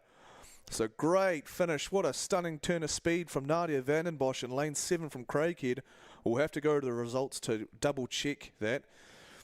But she did look like she was potentially ahead on the line from Imogen Worrell. But great racing from those 2 girls going up against each other for the last K the whole way. Henley-esque racing. Emma Baggery winning semi-final 1 in a time of 8:02. And Twizel with no tailwind. It's nothing to sneeze at. But no rest for the wicked as the under-16 girls 4 are thumping it down the course. You see on the screen the graphic of lane 1, Nelson College for girls. Lane 2, Christchurch Girls High School. Lane 3, St Kennigan. Lane 4, Christchurch number 1. Lane 5 is Westlake. Lane 6, St Paul's. Lane 7, Wellington Girls College. And Lane 8, Stack, affectionately known as St Andrews College. And Lane 8. And you can see the count from the left, count from the right, whichever you want to do. It is Lane 5. Westlake Girls High School, Mawston, Lockett, Chatfield, Vandernet. And the coxswain is Copelstone. She's been a busy coxswain, Taylor. Ash Bright, so one of the Brights coaching, both the Brights coaching there. Lane 1 travelling super well. Nelson College for girls have had some great performances today already from Nelson out of Golden Bay. And here comes another one. In second though is the lane 3, Slyfield, Sayer, Kian, Vandermecht and Zen. And that is St Kennigan. So we just saw St Kennigan go through for the final of the under-18 single, and they're looking to do the same thing here in the under-16 4. Some eager supporters on the bank there jogging alongside the race, so it's no mean feat, but if there are rowers, it's probably fit enough to be able to make that happen. Top 4 to go through here. We've got 5 in shot. So we've got Nelson College for girls, St Kennigan, Christchurch girls battling Nelson. You've got Westlake out by 3/4 lengths on St Kennigan in the lead. And you go to the right of Westlake, which would be St Paul's Collegiate again, Hadley, McLeod, Mason, Caruthers and Isaac. So great work here, 500 run there. You can see the big yellow sign on the side there. 3/4 length up, although St Kennigan have moved back in that last 200 metres while we've been talking about the crews. So St Kennigan, the blue and white, trying to walk their way back. Christchurch girls not to be discounted, not letting go of St Kennigan. And also Nelson College for girls again in lane 1. I'm telling you, lane 1 is a quick lane. Doesn't matter if you're one of the slower qualifiers or lower placed qualifiers. If you're in lane 1, you got a shot. St Kennigan with overlap with Westlake. Westlake doing super well here in lane 5 just to stay out of the dogfight, because you can see as the race continues, the desperation climbs and the field starts squeezing together. But right now you got Westlake, St Kennigan, you got Nelson and Christchurch locked together, potentially Nelson just half a foot ahead, and then down there in 5th is St Paul's Collegiate, the Bumblebees from Hamilton.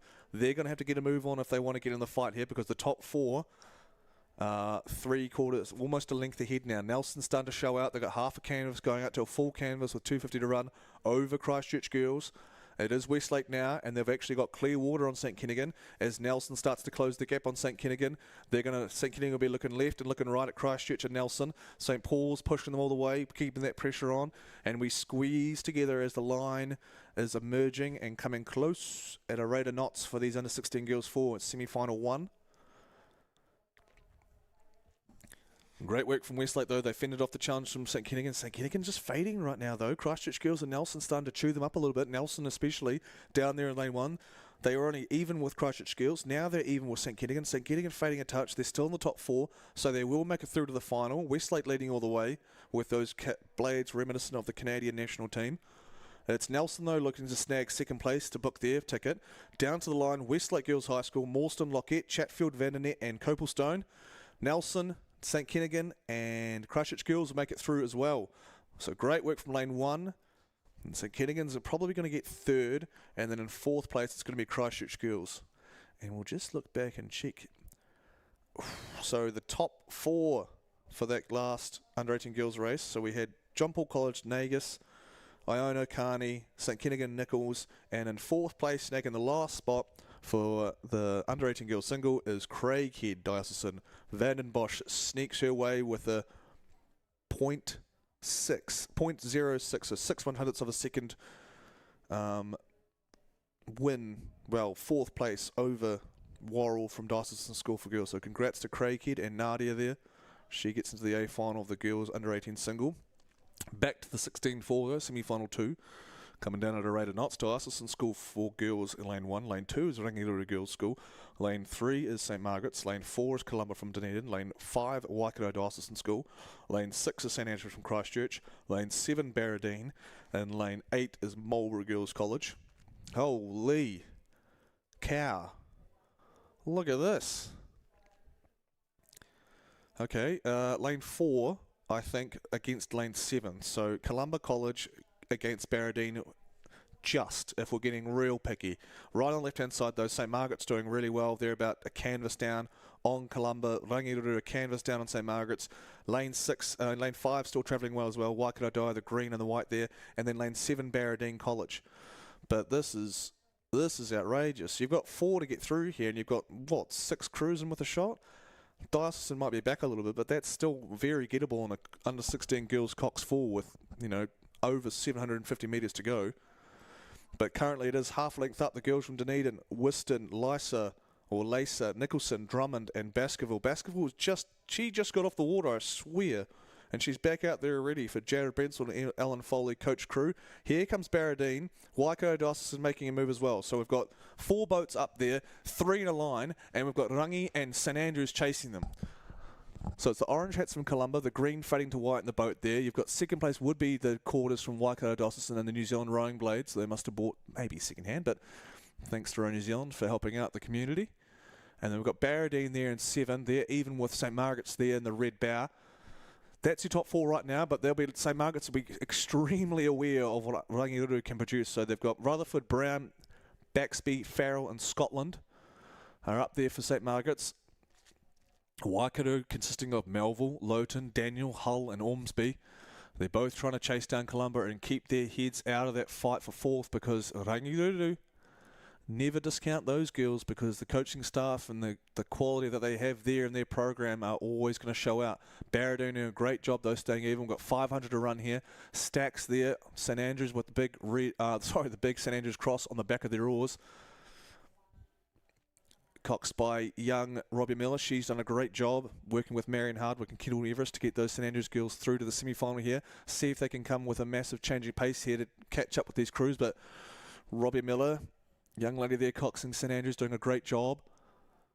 Out in front, though, it is still Columba. St Mark's just dropping back to a canvas behind Waikato Dyer. Barradine hanging tough. They're about half a canvas down on St Margaret's, but they'll all be keeping an eye. St Andrews will be pushing along Barradine. Rangiora still sitting menacingly there in the 5th spot. I tell you what, though, if Robbie Miller there from St Andrews get those girls rolled up, they're not far off Barradine. You can have that change of pace in a Cox 4, especially a 16 girls Cox 4. The younger it is, the bigger pace change you can have. As we hit 250 to run, it's still the Dunedin girls, Columba, fending off all comers with Baskerville with the reins there in the coxswain seat. In second is Waikato Diocesan. Ormsby getting her girls rolled up for a final assault on the line to try and stay ahead of Barradine and St Margaret's. St Margaret's doing well with Scotland leading the way there, along with Rutherford, Brown, Baxby and Farrell. In that all-important 4th spot, though, fending off St Andrews and Rangiora is Barradine College. Meechin, Bauer, McCulloch, Ward and Lawrence. Lawrence doing a great job on the comms there with the coxing. But down to 100 to go now for Columba. They've edged out another seat on Waikato Dyer, so well done from the girls from Dunedin. Waikato still sitting solidly in second. 3rd is solidly for St Margaret's. And Barradine, credit to them, have solidified their place in that 4th spot, and they're actually walking back a little bit on St Margaret's. So coming down to the line, it's going to be Columba, Whiston, Lacer, Nicholson, Drummond and Baskerville. Second by half a length is going to be Waikato Diocesan. Back another 3/4 length St Margaret's, and then a canvas, only a canvas, maybe less, down to Barradine off St Margaret's. So that's your top 4 going through to the A final of the girls under 16-4. Great, mature, tough racing from that group coming through.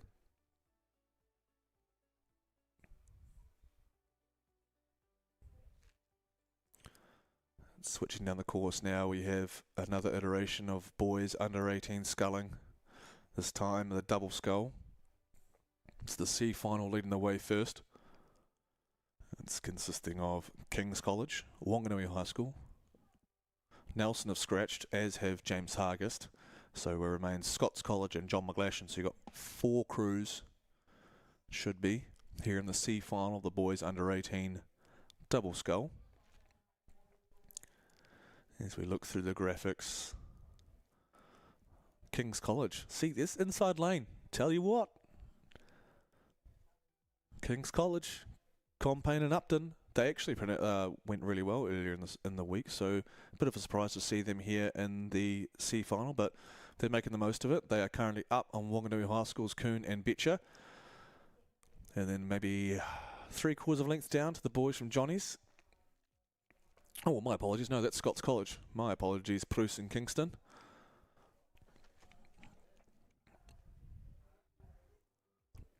Not exactly the glass conditions that we had before, but still extremely flat water here in Rototanafu for this C final, the boys under 18 double. Brought to you by Aotearoa Boat Company.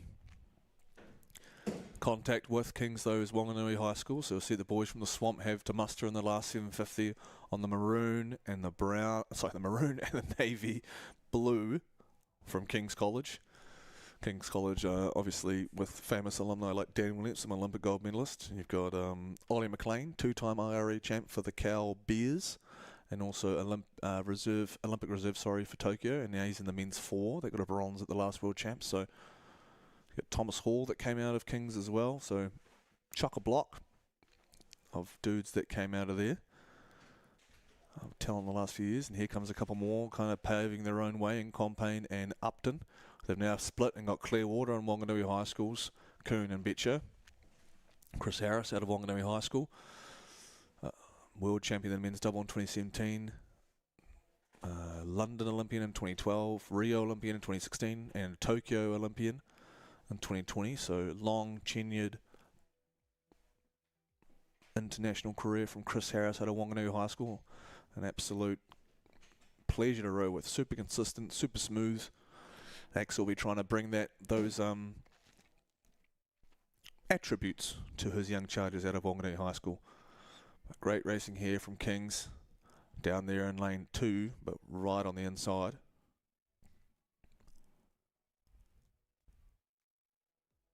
As you swing around, you can see the symmetry and the timing necessary to move these small boats. All boats, they're only a hip width wide.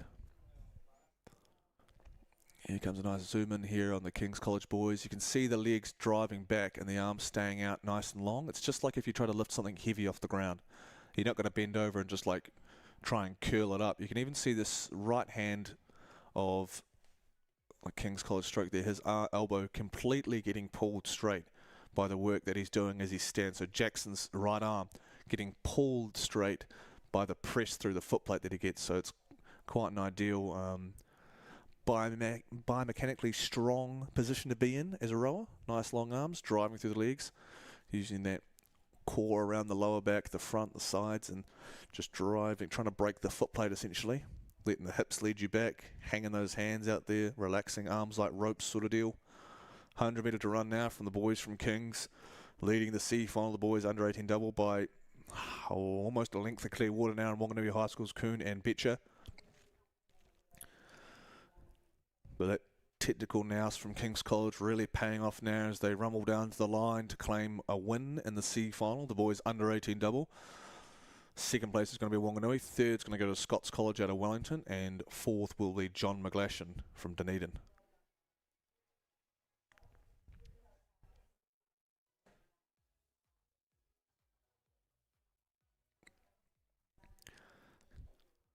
As we cast our attention back up Rototanafu, we've got semi-final 1 of the boys under 18 double sculls, so this will determine the A and B finalists in these races. In lane 1, we've got Shirley Boys from Christchurch, Hauriki Plains is 2, Maclean's College in 3, John McGlashan in 4, Wakatipu in 5, Mount Aspiring in 6, Gisborne Boys in 7, Onslow in 8 from Wellington. So you just saw a John McGlashan crew. You can enter a few crews in each race, so you'll see like number 1, number 2. Usually the number 1 crew's the fastest, and then 2, and then, you know, descending from there. So you just saw a John McGlashan crew, and here comes their number 1 crew. And I know the number 1 crew because they're absolutely rapid, but they haven't gone it all their own way because the Otago mates from up the road at Lake Hayes, small and white, they're the defending under 17 champs. So nothing to sniff at there. They've got a really rapid under 18 quad, these boys from Lake Hayes and Wakatipu High School, so Xavier Small and Ashton White. So we'll see what they can produce here in the semi-final going against their Otago brethren.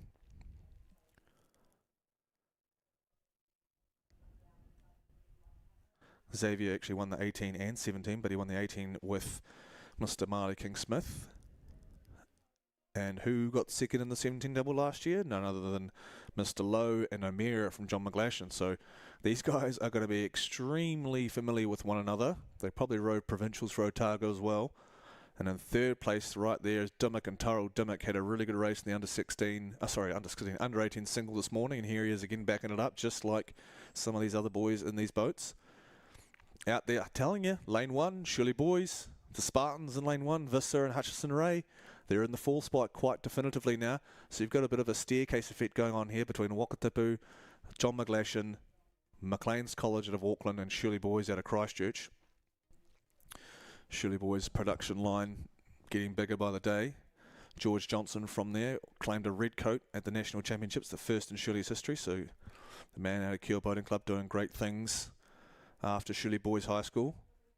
There's Wakatipu though, the blue and the gold of Wakatipu. There's a great line here. So what we talked about earlier in the week was what Wakatipu do really, really well is they've just got this rapid leg drive in the second half, and you can just see them whip it around the back turn. So they really get a hold of it well off the front, but the leg drive is lightning. In 500 run there, they've got clear water over very quick John McGlashan, Low and O'Meara double. And just climbing up their barrel a little bit now is the Maclean's boys, Dimmock and Turrell. So great backing up from Dimmock. He had a tough race in the 18 single, and he's backhanded up now. So he's a tough fella there from Maclean's College out of Auckland. Alan Vester and Martin O'Brien breeding some dogs up there in Maclean's. And I mean dogs in the nicest way possible. Fourth place there, Shirley Boys clearly out in fourth, but we'll just keep an eye out here at the battle for 1, 2 and 3, because these Maclean's boys, Dimmock showed this morning, it doesn't really matter if he's in qualifying spot or not, the dude just wants to race. Wakatipu doing a great job here, like I said, with that really rapid leg drive and that swing, just kind of whipping the boat along through the back end. The back end I refer to is where those blades come out of the water. So the finish, the back end, and then the front end and the catch would be where the blades go into the water when the guys are rolled all the way forward, when their ankles are, their hips and ankles are at their most compressed. But here's Wakatipu, under 17 winners last year, and you had Xavier win the under 18 double last year with Marley King-Smith, so he knows how to race these doubles for sure. John Morrison's got these boys wound up really well in the Filippi, the Italian boat made. Ooh, but this is, I tell you what, that threat from Dimmock and Maclean's has pushed John McGlashan to wake up a little bit now, and they're all coming back on Wakatipu with under 100 to go. Wakatipu should hold on here without barring any sort of stunning change to events for them and speed from the others, but only half a length down. John McGlashan, tough boys from Otago, from Dunedin, down to the line though. It's going to be Wakatipu, it's going to be Xavier Small and Ashton White. They'll go through as half a length up, and then half a length up on Maclean's as well is John McGlashan. So you've got Angus Lowe, Matt O'Meara, Jimmy Dimmock and Logan Turrell. They all go through, and in fourth, a great result from lane 1 again. The boys, the Spartans from Shirley, Noah Visser and Flynn Hutchison Ray. David Knight, Daniel McDowell, the coaches there. So that's just semi-1. Those 4 go through to the A final. Placings, or the rest of the group there, so placings 5 to 8 will go through to the B final. Semi-final 2. 2 will just arrive after a word from our sponsors.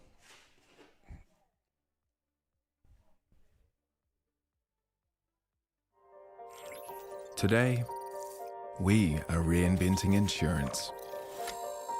Designed to help you get the cover you really need without being left in the dark. It's a game changer. Real-time intuition, light-speed empathy, and handshake ID. A real heart, brain, and voice. It doesn't just understand what you're saying, it can feel it. Say hello to an actual human being. Hi there.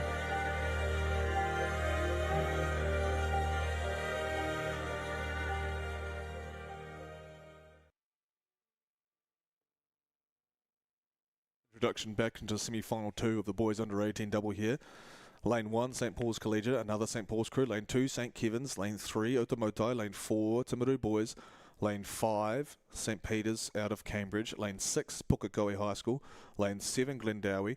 And lane 8, Otago Boys with Mr. Dunn on board, who just snagged a spot into the single final. So, well, to the semi-final, sorry, from the quarterfinal of the 18 single. So he's backing up here for the hoops, the Navy hoops from Dunedin. It is lane 4, though, leading the way. Surprise, surprise, Timaru Boys. Josh Bartlett, Blake Parker, coached by Brian Smith and Liam Parker. There alongside them is, looks to be Pukekohe, the boys from Mercer, Stenson and Robinson. Jimmy Stenson, Cohen Robinson, had a great regatta so far, and a great nationals under the blue and the gold of Mercer. This is Eric Murray's school. He's an alumni out of Pukekohe. See if these boys can channel a little bit of engine work from Mr. Murray. But look at the lineup we've got for 3rd and 4th. It looks to be Glendowie taking on the likes of Otamotai. We've got lane 2 sitting, lurking, St. Kevin's from Oamaru. Outside, right on the outside, Tisdall and Dunn. We saw what Dunn can produce in a single. Let's see if Tisdall can back him up there and see if they can rattle home again. But right now it is the boys from Pukekohe. It is the boys from Mercer under the guidance of Brett Henry. He's doing great stuff there at Mercer, producing some really keen talent, including his son Jack in the under-21 team this year. So he knows what he's doing up there at Mercer, and Jimmy and Cohen are buying into it because they're leading semi-final 2 of the under-18 double here. Half a length up on the boys from South Canterbury, who in turn have got 3 quarters. That's cutting down, though, because those Glendowie boys are coming quick. Cook and Eisen, they're in the under-18 pair final. They're trying to get both the pair and the double in the final here. So talented boys doing both disciplines. Cook and Eisen out of St. George Rowing Club, who had great nationals. And they're going up against the boys from Otamotai College, Johnny and Ryder, who I believe would be, under the guidance of Simon Aubrey. So closing now as we get to the last 500. We're in the last 500, squeezing together. So the pressure being put on Pukekohe, Timaru, Otamotai, Glendowie, as we look to lane 2 there. St. Kevin's College, there from Oamaru. Ivan Doherty is in charge of them. Careful there for the boys from Glendowie, because you're going to have a look to your right. You've got Dunn and Tisdall from Otago boys. You've got Marshall and Harrison. Marshall just came through in the single as well. Quick boy, so let's see what he can produce here on a higher rating St. Kevin's crew out of Oamaru. 2:50 to run now in semi-final 2. It's still Pukekohe just up on Timaru boys. Fast finishing now. Otamoto stamping their mark on top 4, as well as Glendowie trying to fend off all comers like Otago and St. Kevin's. Still Pukekohe fending off Timaru. Timaru going hard now. Timaru going right through the roof. Be hard to shut that down. So here comes Bartlett and Parker from South Canterbury. They're getting pushed along by a very rapid Johnny and Ryder from Otamotai. Pukekohe still closing down, but still responding. They're in second now because Timaru boys have absolutely stolen the win. Well, sorry, stolen first place, not the win yet, but down to the line. Top 4 going through right now. It's Timaru, Pukekohe, Otamotai, and Glendowie's done a great job to fend off an attack from St. Kevin's and Otago boys. Here comes South Canterbury. Here comes Bartlett and Parker for the win from Timaru boys. 3/4 length up on Pukekohe, Robinson and Stenson. Half length back to Otamotai, Johnny and Ryder, and 4th and final spot to the A final will belong to Glendowie, Cook and Eisen, who have just qualified the under-18 pair and double for Glendowie College. Stellar racing from these under-18s, really earning their colours as the top sculling division at the Maadi Cup. We now will go to a 35-minute break. Like I said before, there's quite a few under-18 sculling races this morning, and for these kids to have a fair shot at racing their best, they need to have a recovery time. So they're very populated events here, and we need to give these kids a chance to really stretch the legs and kind of warm down and recover and do all the right stuff. So we're just going to go away for 35 minutes as we're coming back with the under-18 girls quad, because some of these girls would have just raced the 18 singles. So we'll see you in 35 minutes on day 4 of the Maadi Cup here down in Twizel. Thanks to Aon. Today, we are reinventing insurance. It's a game changer. With a real heart and voice, say hello to an actual human being. Hi there.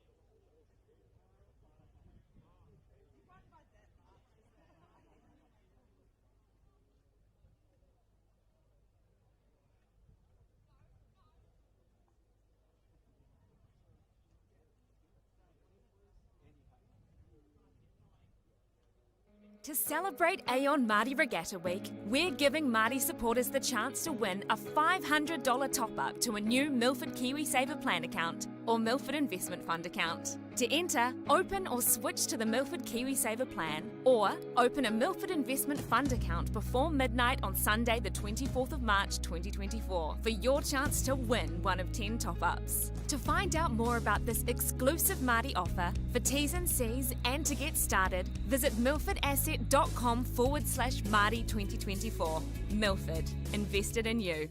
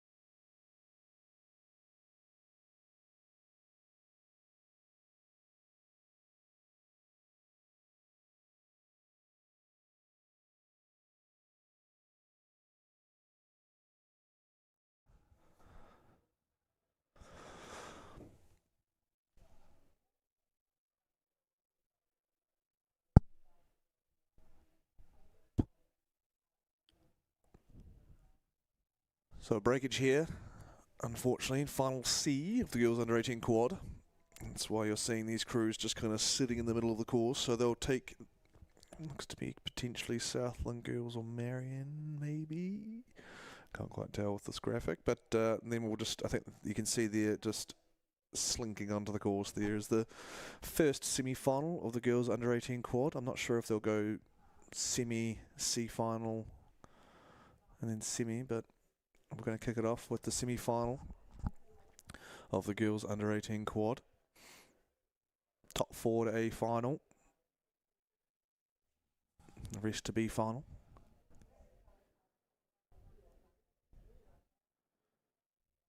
Let's see the numbers and the race numbers down there. So race 337 is that C final.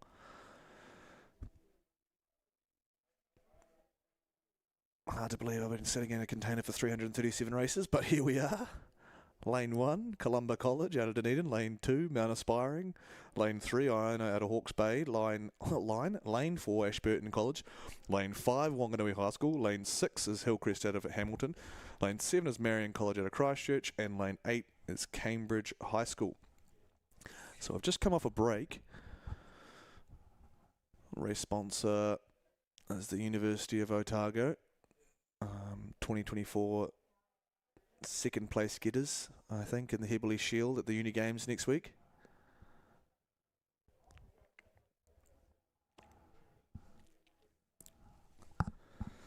So we just had a break, like I was explaining before, because there's quite a few under 18 sculling races in this semi-final stage, just because of the amount of entries we've had. So to give these kids a fair shot at racing hard into their full potential, we have given breaks throughout this little half day of semi-finals to make sure they get enough rest and recovery in to race their best and look after them, so to speak, because they are, you know, this is under 18, so the oldest we've got out of this group would be 17-year-olds. So here comes semi-final 1. They're just getting settled in the blocks now, still outside of that 2-minute warning, so there'll be a flashing light on the starter's hut that the girls are sitting in front of right there, and that flashing yellow light or orange light will be representative of the 2-minute warning. So you'll be locked and loaded within that 2 minutes on the start line, or you'll incur a penalty, and you'll get a yellow card placed at the front of your lane. And you get yellow cards for traffic violations before the race, false starts, late to the starts, and also kind of sportsmanship during the race as well. So if you're getting out of your lane and obstructing other crews, so under 2 minutes now. Coxswain's holding on to the line that goes across to keep the boat straight rather than the rowers have to keep tapping it with their oars. So semi-final 1 of the Otago University Girls Under 18 Quad. here on day 4, semi-final day of Aon Maadi Cup.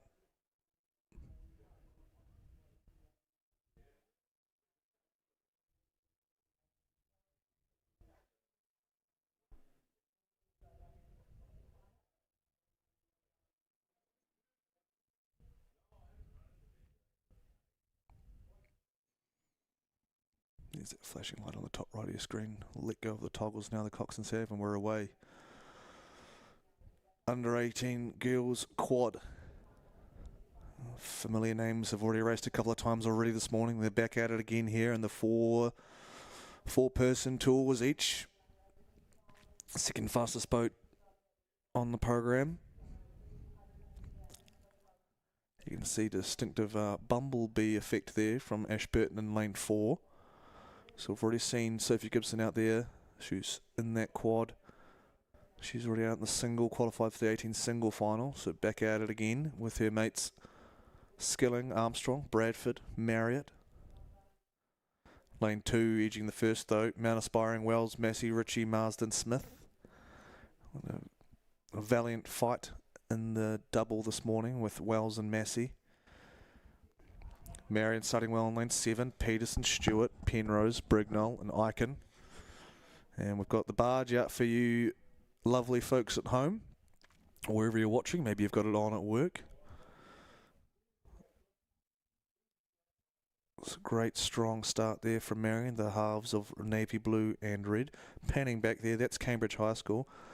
You got Tegan O'Dwyer, under 17 champ last year. She just got through in the double and the single. So this is the third race of the morning for Tegan O'Dwyer. So she's doing extremely well to be backing out the way she is. Out there in V8, the alphanumerics for the lane numbers.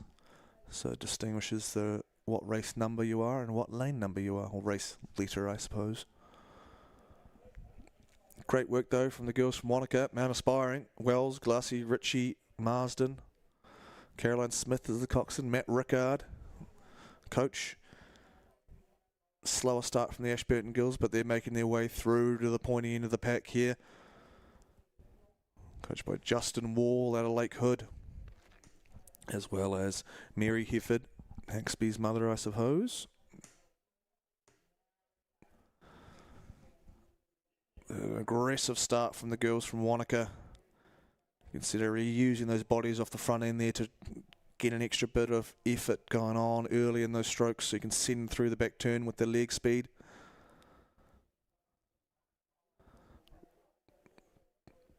Doesn't matter really what style you're looking at, really. It's all dependent on if you're doing it together. So you'll see a contrast of styles as you roll through here. A really aggressive swing from the Ashburton girls, leg speed. A really big swing from Ashburton in the yellow boat. There's menacingly, meticulously rolling through in lane 4. You see quite an upright brand of rowing there from the Marion girls. Posture and long arms. Water's calmed down just a little bit again, so you can see the reflections of the pine and the willows on the lake. And we've got 4 going through here, so at the moment you're looking at Mount Aspiring, Marion, Ashburton, and battling for that final spot would be Iona College alongside Wanganui High School. Wanganui High School, Van Dyke, Armashore, Douglas, Portoka, Osborne, Milner, Scudder, and Davies. Davies, this must be a third race of the morning already for Wanganui High School. A lot of these coxswains doubling up. Recognising there, you've got Tizard, Davies, Icon, Peacock, all back out again. Canvas down now for the girls from Lake Hood and Ashburton as they're chasing the girls from Wanaka. Ashburton won their heat, so it's unsurprising they're sitting in the middle lanes. Middle lanes are traditionally the faster of the qualifiers, so the higher placed getters through the progressive races. But great racing here. Marion will just have to keep an eye on Iona and Wanganui High School. Just when two crews are a little bit back and they start fighting each other, that intensity kind of rubs off and they kind of work their way back on crews ahead of them. So Marion will have to be incredibly aware of that. So Miss Icon there in the coxswain seat for Marion, just keeping an eye on her right there of Wanganui High School and Iona College. There's Ashburton, those just slowly but surely. They were a canvas down at the K. Now they're a foot down as we go through the buoy lines. They're approaching 7:50 to run there. that's sitting really well there in that yellow boat. A very laid-back manner there. So you can see the difference in coxing there. So the coxswain from Mount Aspiring on the far side and the black and the gold. You've got a bow cox boat there. So young Caroline Smith is just in her like a little sleeve that goes into the boat in the cockpit there. And then you've got Ashburton with the stern coxed boat. So you've got Sienna Skilling steering at Tegan Marriott. So Marriott, the advantage there, she can actually see her rowers and see what technical faults that could be used to improve on. And you can see it doesn't really make a difference where you put the coxswain essentially at school rowing, and you can argue that it's more aerodynamic having a bow cox, but I've rowed in stern coxed a lot of the time, and I quite enjoy those having the coxswain just like in the eights, a stern coxed four or coxed quad. So here comes Ashburton with their alternative version of a coxing setup, and the Bumblebee looking gold boat there in lane 4, 500 to run now, and Ashburton has crushed that third 5. You can see the aggression and the swing coming from Sophie Gibson, Skilling, Armstrong and Bradford, and they're crushing that middle K, and they're up by a quarter of a length, trying to push out to half over the early leaders, Mount Aspiring. It is Marion half a length down, crawling up also alongside Mount Aspiring. So Mount Aspiring maybe just paying a little bit. Well, they've burnt some candles to get there, so they're going to have to pay attention to the likes of, that's Wanganui High School and Iona, because like I said, they can work together and they can kind of work their way back up on cruise. It is Wanganui High School with a slight lead over Iona by maybe a canvas as we head towards 250 to run here in the girls under 18 quad semi-final 1, brought to you by Otago University. But it is Ashburton, the girls from Lake Hood.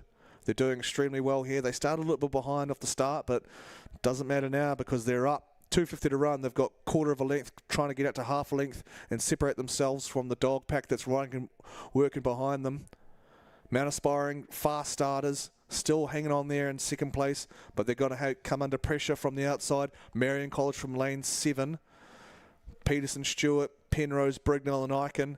Eichen doing a stellar job with those girls from Christchurch. They've got half a length, half a length up on Wanganui High School, having a really good last 750 here. Columba College flying in lane 1, trying to run down Iona, but they've got to have their work cut out for them now as it's top 4 to go through. There's the side barge angle there of, you can see the intensity coming from that. Look at the leg speed of Ashburton, the swing, the head's throwing back as they try to give everything here, and 100 metres to go. Ashburton College, they've won the under 18 quad before. Sophie's older sister Molly won it, and see they can do it again here with her group of girls. And down to the line, Ashburton College will take 1 spot. Also Mount Aspiring in 2nd, Marion in 3rd, and in 4th is going to be the girls from the Swamp, Wanganui High School. We'll see the rest in the B final, but stellar racing coming from those girls.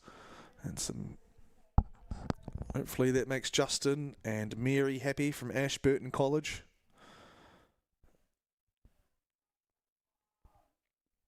Shifting down, I'm unsure if we'll put that C final in between these semis or it'll be semi-final 2. So we'll just make our way back up the lake under the guise of either, I think it's either Mike Arms, Jed Campbell, Jack O'Leary, maybe even John's down there.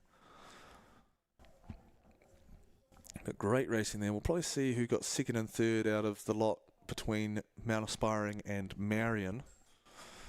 But great racing, solid. Like, that's tough. Putting yourself out there from Mount Aspiring off the start. There's the podium camera that we have set up on the bank. So you've got all the shots.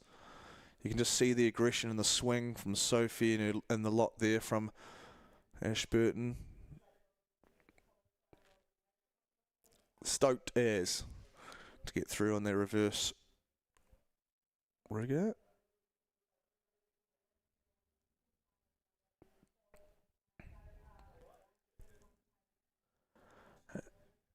And we're just going to see if semi-final 2, is this semi-final 2 or is this the C final?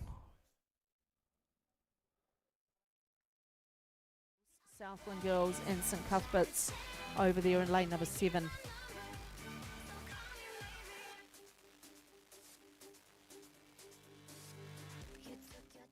College number 1, Tohoya Riki, Wayman, Jamison Timo and Harper. Coxed by Wayman, so you got a double trouble of Waymans in that boat. But this is the C final of the girls under 18 quad. As we just had the first semi, there was a breakage early in this race, so they've reset it and gone again. So it's going to go semi-final 1, the C final, what you're seeing right now, and then you'll see semi-final 2. 500 go though for another Marion College under-18 quad. In second place is Southland Girls, battling for third between... Sorry, that's King's College in second. Battling for third would be Southland Girls and Westlake Girls, and then battling each other there would be Otago on one side and St Cuthbert's down here in their second full season of the school participating in rowing. They've got a crew in the C final of the 18 quad, so stellar work coming from the experienced junior selector Kirsty Dunhill and her group with, I think it's Dylan Burton potentially as an alternative coach, but Graham Smith's helping out with this group here in the St Cuthbert's under 18 quad C final. Marion had Clearwater 500 go. That Clearwater is now dissipated and it's now overlapped from King's College, Dryden, Ede, Lorch Church and Lorch Church. So we'll see what Marion have in store coming into the last 250 now, as Kings are looking to launch an assault here to win the C final of the girls under 18 Cox quadruple sculls. Race line, finish line starts to approach, and the teams and the crews start to squeeze together a little bit as Southland Girls are just a canvas down on Westlake. So we've got one end of the country racing the other, Auckland and Southland. Marion doing a great job to hold tight, keep composed as Kings draw ever closer. So here comes a finish from Marion College, about to hit the 100 metre mark. And there's the 100 metre boys, and Marion walking away now. So they saw the threat, and now they've fended off the threat from King's College. Coming down to the line here of the C final, and there's that turn of pace from the girls from Invercargill, Hoyle, Watkinson, Klein, Hamilton and Campbell. They were a canvas down on Westlake Girls. Now they're about half a foot maybe on the angle up on Westlake. Over the line though goes Marion. They claim C final victory, and second's going to be King's College, and third, ooh, that's a tough one. That's extremely tough to call between, but I think Westlake might have just pipped Southland Girls by half a foot for third in the C final here of the girls 18 quad. So next up you'll be seeing the semi-final 2 of the girls under 18 quad as we go to the boys playing around with our replay that will have in full effect for the finals. So we're getting all the angles and all the replays going on and getting them all sorted so they run like butter for the finals days. Look at that. It's like we're professional or something. Almost. Semi-professional group out here on Ruataniwha. The boys from Altitude HD getting the work done. Approaching the 1K here, we have semi-final 2 of the girls under 18 quad. Lane 1, Villa Maria. Lane 2 is St Hilda's from Dunedin. Lane 3 is Diocesan School for Girls. Lane 4, St Andrews. Lane 5, Wellington College. Lane 6, Cashmere. Lane 7 is Marlborough Girls. And Lane 8, St Peter's School of Cambridge. 6 and 5, Wellington College and Cashmere. So Christchurch and Wellington. Barr, Baggery, Stirling, Jones and Mora from Wellington Girls. Wynnum, Higgins, Clare, Murdy and Bound from Cashmere. So this it's under 18. We've got 2 under 17s and 2 under 16s here representing Cashmere from the foot of the Port Hills in Christchurch, and they are currently leading Wellington Girls College by half a length through the 1K marker. We look to see what we've got going on for 3rd and 4th. Lane 1, Villa Maria College, Lotta, Niehoff, Martin, Scott and Ralph the Coxswain, coached by Kevin Mates, that familiar Mates name in the world of New Zealand rowing. David Mates, the head of Rowing New Zealand there, so it just keeps filtering down. And then you've got Marlborough Girls there battling them out there in lane 7, so with those green and white Wairau Rowing Club blades. Jessica Bennett, Ella Barnes, Abby Craig, Hazel Glover, Georgia Marfell, another Marfell from the Marlborough region. We've got Joe Bedian and Hannah Starnes, some no lacking in experience between Joe and Hannah there. And we've got lurking extremely close and very much in contention. We've got lane 3. That's Diocesan School for Girls, Young, Worrell, Galloway and Finlayson. Phillips is the coxswain. And also in lane 4, St Andrews, Myers, Baxter, McNee, Christie and O'Brien. So a lot of these girls, also lane 2, like St Hilda's from Dunedin, Castles, Cockburn Guard and Whiteside and McGregor, they should not be ruled out either. This is a Cox quad, 750 to run. Plenty of time to work back into a top 4 spot there from the girls from Dunedin, as Wellington looks to just turn the screws a little bit and test the Cashmere girls. Wellington canvas down, it was half a length at the K, so they've just gained maybe a couple of seats up on Cashmere. Cashmere holding strong. Poppy Wynnum and Abby Higgins, winners of the under-16 double last year, stepping up to the top grade in the under-18 this year. Like I said, young coaching staff with Alan and Young. Joe Young, that is. He's also quite young. Drawing even now. Wellington on the move. Canvas up now on Cashmere. Cashmere still just sitting there quite cleanly in second. In that third spot is just Villa Maria. We've got Diocesan School and Marlborough Girls out here in lane 7. So you've got a line up by Diocesan School. I've got the ones with the momentum because they were down on Villa Maria and Marlborough Girls, and now they're up on Villa Maria and drawing up alongside the girls from Boomtown in Marlborough. So work being done, doubling up this morning was Young and Worrell in the single and the double, I'm pretty sure. Someone will correct me if I'm wrong, but Young and stroke, Worrell and 3, Galloway and Finlayson, Yasmin Phillips with the reins and the coxswain seat doing a great job getting her girls into a spot to go to the A final. Wellington leading, Cashmere in second, quite comfortable, just cruising along at a lower rate. We've got Marlborough Girls sitting just a canvas up on Diocesan, who are half a length up on Villa Maria, the early top 4 getters there, but Villa struggling now as we get to the point end of the race. Half a length down, see if they've got a change of gears to come back. That's 250 metre mark now for Villa. So we've got Wellington, Cashmere, who are half a length down on Wellington. A battle going on for third and fourth between Diocesan and Marlborough, trying to hold off the threat of Villa Maria and St Andrews in the middle there, Scotswoman from Christchurch. Wellington, though, turned the screws at the 1K and walked through Cashmere, and they're striding now in the last 250. So we just saw Barr and Bagger in the double, we saw Bagger in the single, and now they're teamed up with Sterling and Jones and Mora to be crushing here. Ashburton won the first one. Here comes Wellington College in the second. Semi-finals for the girls, 18 quad. It's still Diocesan and Marlborough battling for third, but they're in third and fourth, important top 4 to go through to the 18 quad. Down to the line. Wellington Girls College, Jackie Kittle's old school. Over the line there, there's Wellington College, there's Cashmere punching their ticket. Third's going to be Marlborough Girls with a valiant effort. And in fourth, a really good second K secures Diocesan School for Girls in the final for the 18 Girls Quad.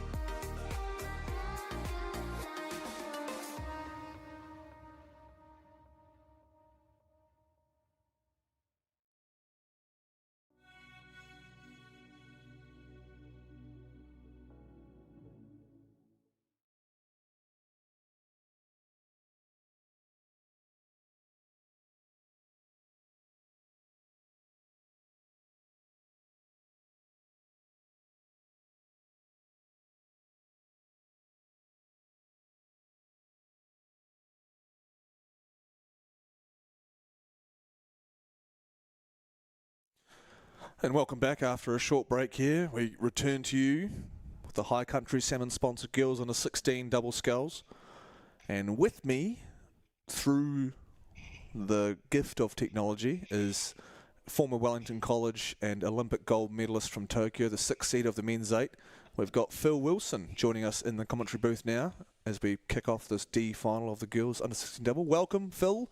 Welcome to Maadi Cup 2024. How you been? How's the training? Yeah, good morning, Alex. Great to be here. It's a privilege to be able to watch some wonderful racing at the spectacular venue down here at Lake Ruataniwha. It's been a wee while since, about 10 years since I was at Maadi Cup, so to be able to relive some memories through the racing going on today will be pretty special. Gee, you're getting on a bit, Phil. 10 years. We've got quite a few crews out of Wellington College this year. Have you been keenly watching them backing up from last year? What's the go? Definitely keeping an eye from up here at the Lake Kirapiro at the High Performance Centre. Wellington College, I think they have a couple of decent crews out there, under 16 quads, a couple of under 18s going along. So look forward to seeing them come to the end of the race week. And what were you, when you were at Maadi Cup, what did you race? Because you're a little of a sculler more or less back in the day, more than a sweeper, but now you're predominantly sweeping. So what were your events that you were racing when you were at high school? Yeah, I did dabble a bit in the sculling and the sweeping. Tried to start off with the sweeping and then found probably more of my place in the sculling. Final Maadi 2014 was in the under 18 single pair, under 18 4, and we also had an 8 out, which was pretty cool, and placed 4th in the under 18 single. And do you remember who beat you in the under 18 single? Does that still seared into your brain? I definitely know. It hurts to say their names. So we'll keep away from that today. That's all right. My last Maadi was 2010, and I still remember every single result I got out of that. So it doesn't leave you, unfortunately. That's just the power of what the Maadi Cup holds on people after they've left. We've got here the D final of the girls 16 double here. I've got a scratching right in the middle there. It looks like we've got Burnside, particularly Twizel. We've got Mount Aspiring there. And we've got Wanganui High School. Wanganui High School, that's coached by Axel Dickinson. You've had a bit to do with Axel through the years, rowing out of Central RPC for a time there. What do you remember about Axel and his days of training, and what do you think about his coaching as he stepped on with Wanganui? Yeah, I also know Axel from the old Petone Rowing Club, but he's been doing some great work with his coaching. He's got a great philosophy on technique and work ethic, and I guess that's showing with a lot of the results that Wanganui High School is having this season, equal top school at North Island secondary schools.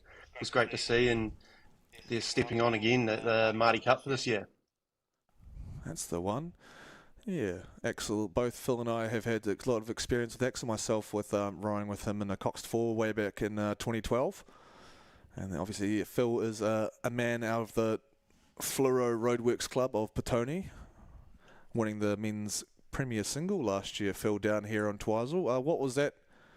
What did that mean to you? The Premier Single is a pretty tough event to win for anyone, but for someone like yourself coming from the men's 8 and the sweeping background and did a little dabbling in the quad in the last couple of years, what did that mean to you to win that Premier Single for Petone potential, especially, I should say? Yeah, very special moment to be able to put the fluoro top step of the Prem Single last year. It was a bit of a end of the season sort of, we'll give it a crack after spending a lot of time over the summer in the single.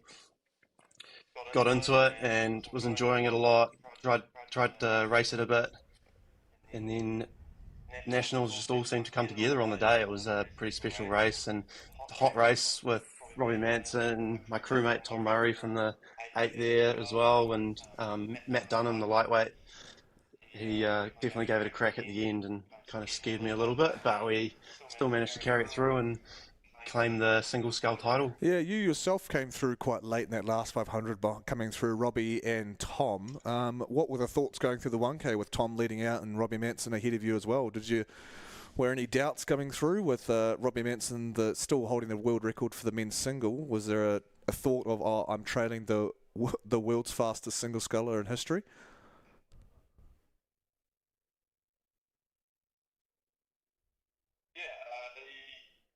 A hot pace out there to keep going, but just had to take confidence in the work you do leading up to the top events of the summer. Push through that third five and try hold on as long as possible. He seemed to crank up the pace pretty early in that last sort of end of the last third, or end of the third 500, moving into the last 500. However, just managed to hold on and kind of step through the gears, coming into the last 250 and push through and get ahead and first across the line. And how would you say you balance reacting to what other crews do and then sticking to your own game plan? Is there a certain point of the race where you just you throw your game plan out the window and you kind of just go with the flow of what's happening in the race, or are you keeping that in the back of your mind, or are you just reacting straight away from what other people are doing in the race around you? You definitely know your abilities and what you're capable of coming into sort of last 500, maybe even the second K of a race. So you have a race plan to kind of keep you in those positions, to know that you're ready to move on, step on. But then as someone like Robbie goes, you kind of have to throw that out the window and count your chickens and hopefully they make it all the way to the finish line. Yeah, you don't want to give Robbie Manson too much of a run to the last 500 because rarely does anyone catch young Robbie. No, he likes to get a bit of a lead, and if he gets too much of a lead, he'll keep going. So making sure that doesn't happen is definitely crucial when you're racing some of the top athletes in the world. And how have you found the difference? You've raced in many a different boat class. You've won a couple of national titles with Tom Murray and the pair there from Blenheim Rowing Club, and you've obviously, we talked about you winning the single, and you've won an Olympic gold at an 8, and you've been some really classy 4s as well with those boys in that 8. What do you find is the major difference, or just a couple of key points between the technical racing in a single compared to the technique you'd probably carry in an 8? I'd say the way you approach the race sort of changes a little bit. With the 8 taking around 5.5 minutes, single you're sort of more near 7 minutes, so it's a little bit more of a slog. So you kind of approach it a bit differently. 8, you're attacking almost the whole race to get there, make sure that there's no drop off in your speed. Whereas in a single, it's kind of like you have a lot of time through the middle of that race to do work and get ahead of your competitors, push them into places that they don't want to be, while making sure that you're leaving enough in the tank going to that last 500. So it kind of varies as you go through the sort of ranges of boat classes. Now in the pair, that's definitely a lot of a technical boat, but you can still get some pretty good. It goes around the arc of a circle, and being able to use as much of that arc as possible while you're in the water as time that you're accelerating the boat towards the finish line and not pushing it back towards the start line. So ensuring that the blades, the oars, are in the water for as long as possible through that arc, as I say, or length of the stroke, is really beneficial to boat speed and will put you ahead in many of your races. So how far the blade, you can basically get that blade behind you and just basically, in a very simple term, is that around what you'd be saying? Just how far you can get it behind you and how long it stays in the water around the little pin that holds up where the oar's attached to the rigger?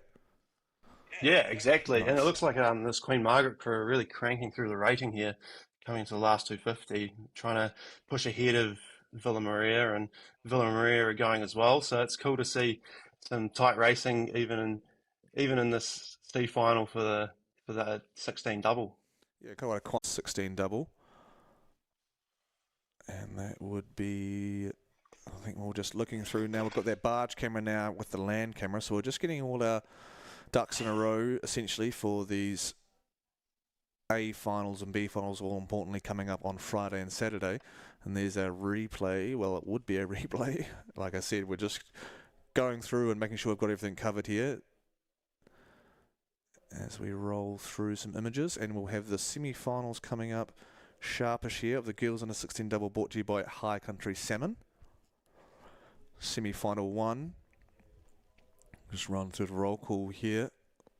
Will consist of Southland Girls in lane 1, Whangarei Girls College, Girls High School in 2. Onslow will be 3 from Wellington. Lane 4 is going to be Wakatipu from Lake Hayes. Lane 5 will be Nelson College for Girls. Lane 6, Sacred Heart out of Hamilton. Lane 7, Hauraki Plains College. And lane 8 will be Hamilton Girls High School. Amelia Kepa and Caitlin Silcock. Did you race in the under-16 double, Phil? Oh, that's going back a bit too far there, Alex. I don't believe I did. I tried, I think, to race the single that year. I had an under-16 4 and an under-16 8. So, no, the under-16 double didn't have the pleasure of racing in one of the largest fields that Great race, I tell you what. Maadi has to offer. It is a great race. Way back in 2008 when it was the first event of the day for the boys under 16 double. I remember racing in sub-zero temperatures alongside some of the boys, alongside actually Nathan Flannery from former Olympic rower for New Zealand. But there's our lineup that we just ran through for the sport like rowing or running or racing in A to B. It's really easy to think about the end result, but like I said, it's very important just to go stroke by stroke and just focus on nailing one as you go and then hopefully end up in the right spot at the end. We've got here Sacred Heart Girls in lane 6, so we've got Ashton and Kendrick from the Waikato, and also Wakatipu, you can see there in the bright yellow and the gold boat, Wakatipu, Key and Patterson. So Key, younger sister of Olivia, I believe, who spent some time at Dunstan this year. So here comes her younger sister, Sasha, trying to create her own path. So Sasha doing really well here in the under-16 double sculls. Also in lane 7, travelling well, Hauraki Plains College, Van Hellemond and Broadbent, and then way over in lane 1. Lane 1 again poking its nose out, Southland Girls, Malmstrom and Thomas. So top 4 to go through, quite clear at the moment, but we'll keep an eye on Nelson College of Girls, Backhouse Smith, and Cliff. With them being one of the centre lanes, they'll be quite capable of speed throughout this race. We've seen some crews jump out and not pay for it, but you know, if you're on the outside lane, you got to make those gambles and make those calls to try and get out and put yourself in a position to be in the conversation for that top 4. But leading through the 500, Sacred Heart Girls out of Waikato, out of the Hamilton. Wakatipu, they're in lane 4. Southland Girls, just a touch up on Hauraki Plains College and the Orange Blades of Hauraki Plains Rowing Club there. Sacred Heart, Phil, what are you seeing from them and Wakatipu and the likes of this top 4 group? That why are they out in front, essentially? What are you seeing? What could you see? Looks like they're really taking the race to the rest of the field and putting themselves in that position to be able to push through to the A final on Saturday. It's semi-final racing is always pretty hot, pretty tightly contested. I think I only made my A final in the single by about half a bow ball, maybe a little bit more than that. But so I think that's just indicative of the quality of rowers that we have here in New Zealand and at the Maadi Cup, at the Maadi Regatta. You got any tips or tricks to be up the front now at the 500 metre mark?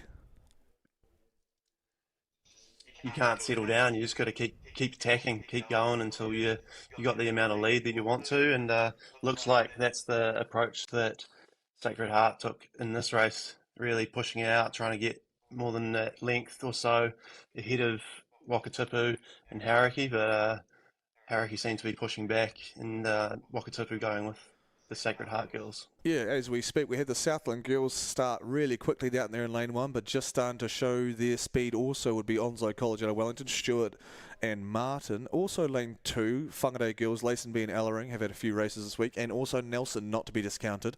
So we talked about them. So Southland have laid their cards out on the table essentially, and basically catch us if you can for lanes 2, 3 and 5. That'll be your group there. So out of this group here, we're trying to find 4. So don't discount. There's a very quick movement actually from Onzo in that second 5. They're actually pulling back on Hauraki and Southland Girls, and also Sacred Heart and Wakatipu. So all these crews are just starting to squeeze back together after some crews out the front here just kind of jumped to the start. But we'll look to see what kind of speed can develop from Whangarei, from Onslow and also Nelson. And then Southland Girls had a screaming start, and they're holding on now. So Tough Girls from Invercargill walking their way back on the likes of Hauraki, Van Hallamon and Broadbent. Wakatipu is starting to stroll up alongside Sacred Heart for a fast start. So Key and Patterson, par for the course for Wakatipu at this regatta. Doing really well on the blue and the gold there from Lake Hayes. Key and Patterson under the guise of Shane Muir, who is just done outstanding work really from the Wakatipu Rowing Club. He's brought so many young, quick scullers through in the last few years. And here comes another bunch with Key and Patterson to go along with the rest of the group. Travelling well, like I said, is Onslow with the red and the green from Wellington. They're now canvassed down on Southland Girls. In tow, you've got Whangarei and Nelson. So a lot to play for, 750 to run. And we've got 4 to go through to the A final. Phil Wilson, you got an eye on those Onslow girls from Wellington, Stewart and Martin. They're just pulling up alongside Southland Girls. So starting a bit slower and working their way through the course. Is that how you race? How would you look at what's going on here?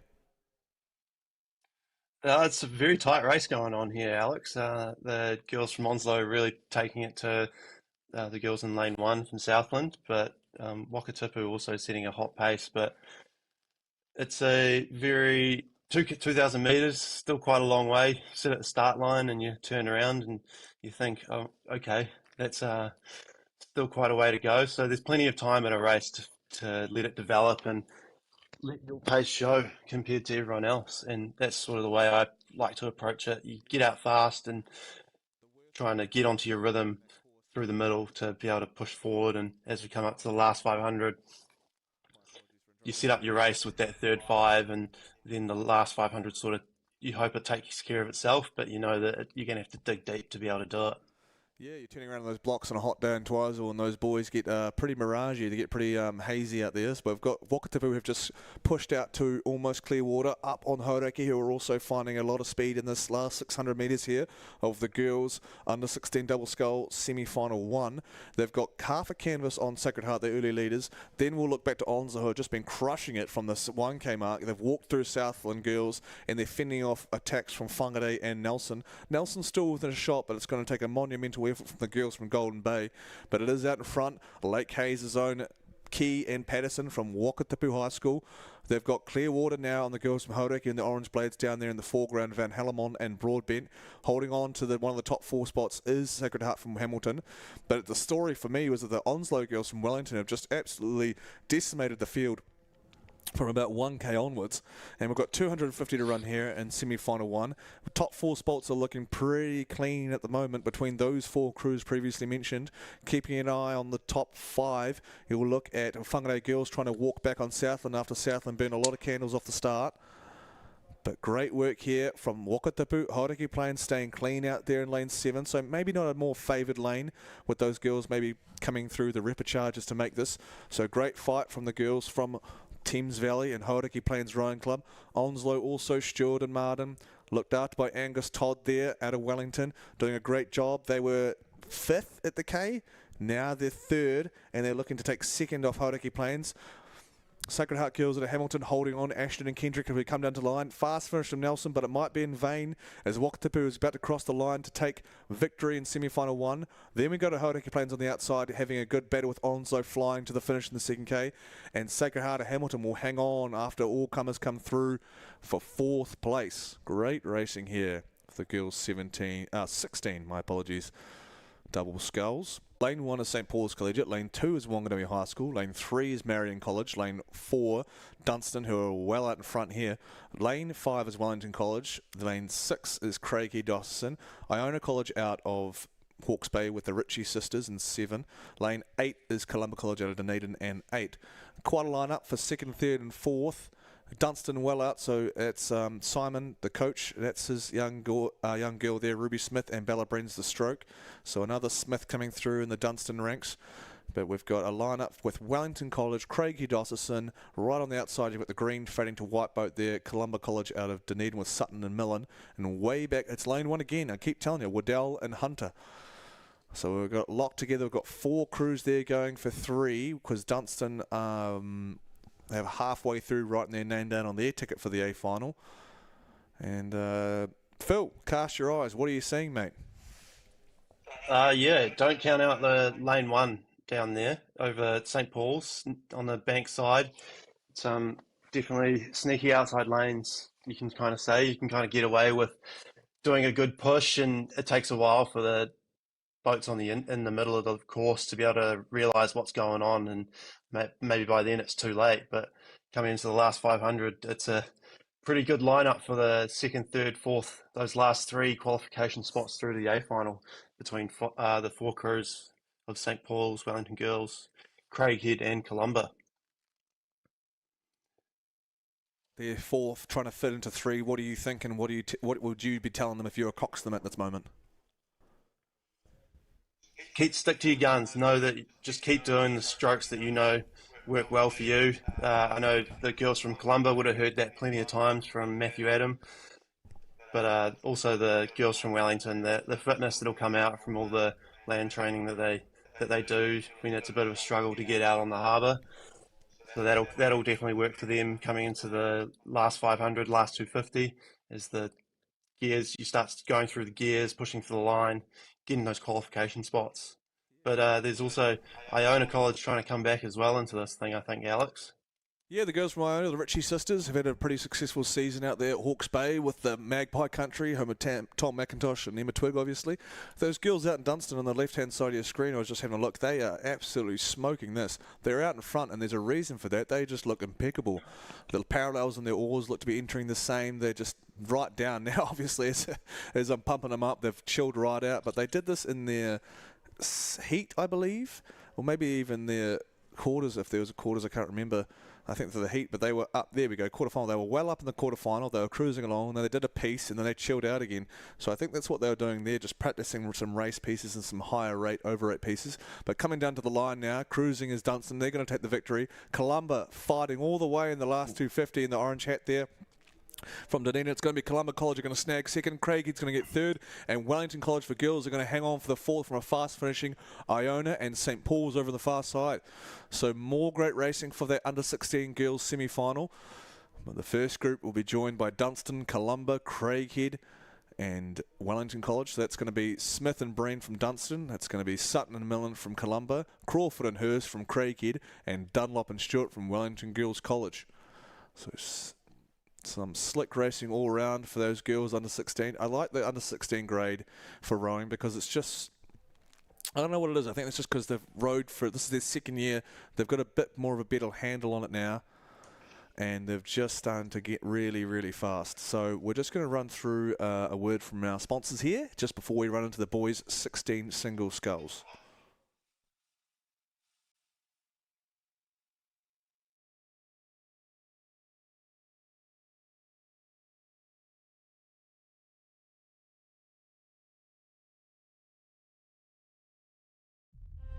It seems more and more high-stakes decisions are ending up in my hands.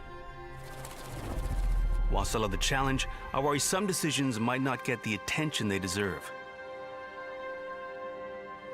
Working with Aon means I've got their whole team in my corner, with advanced analytics and expert insights that put things in the right context. It's the gut check I need to stay on top of it all. Better decisions. Aon.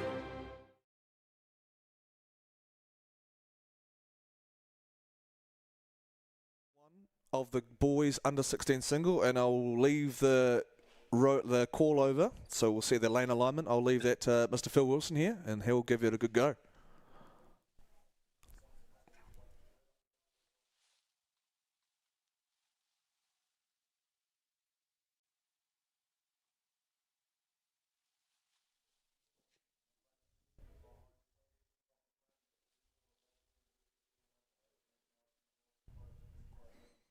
Oh, good.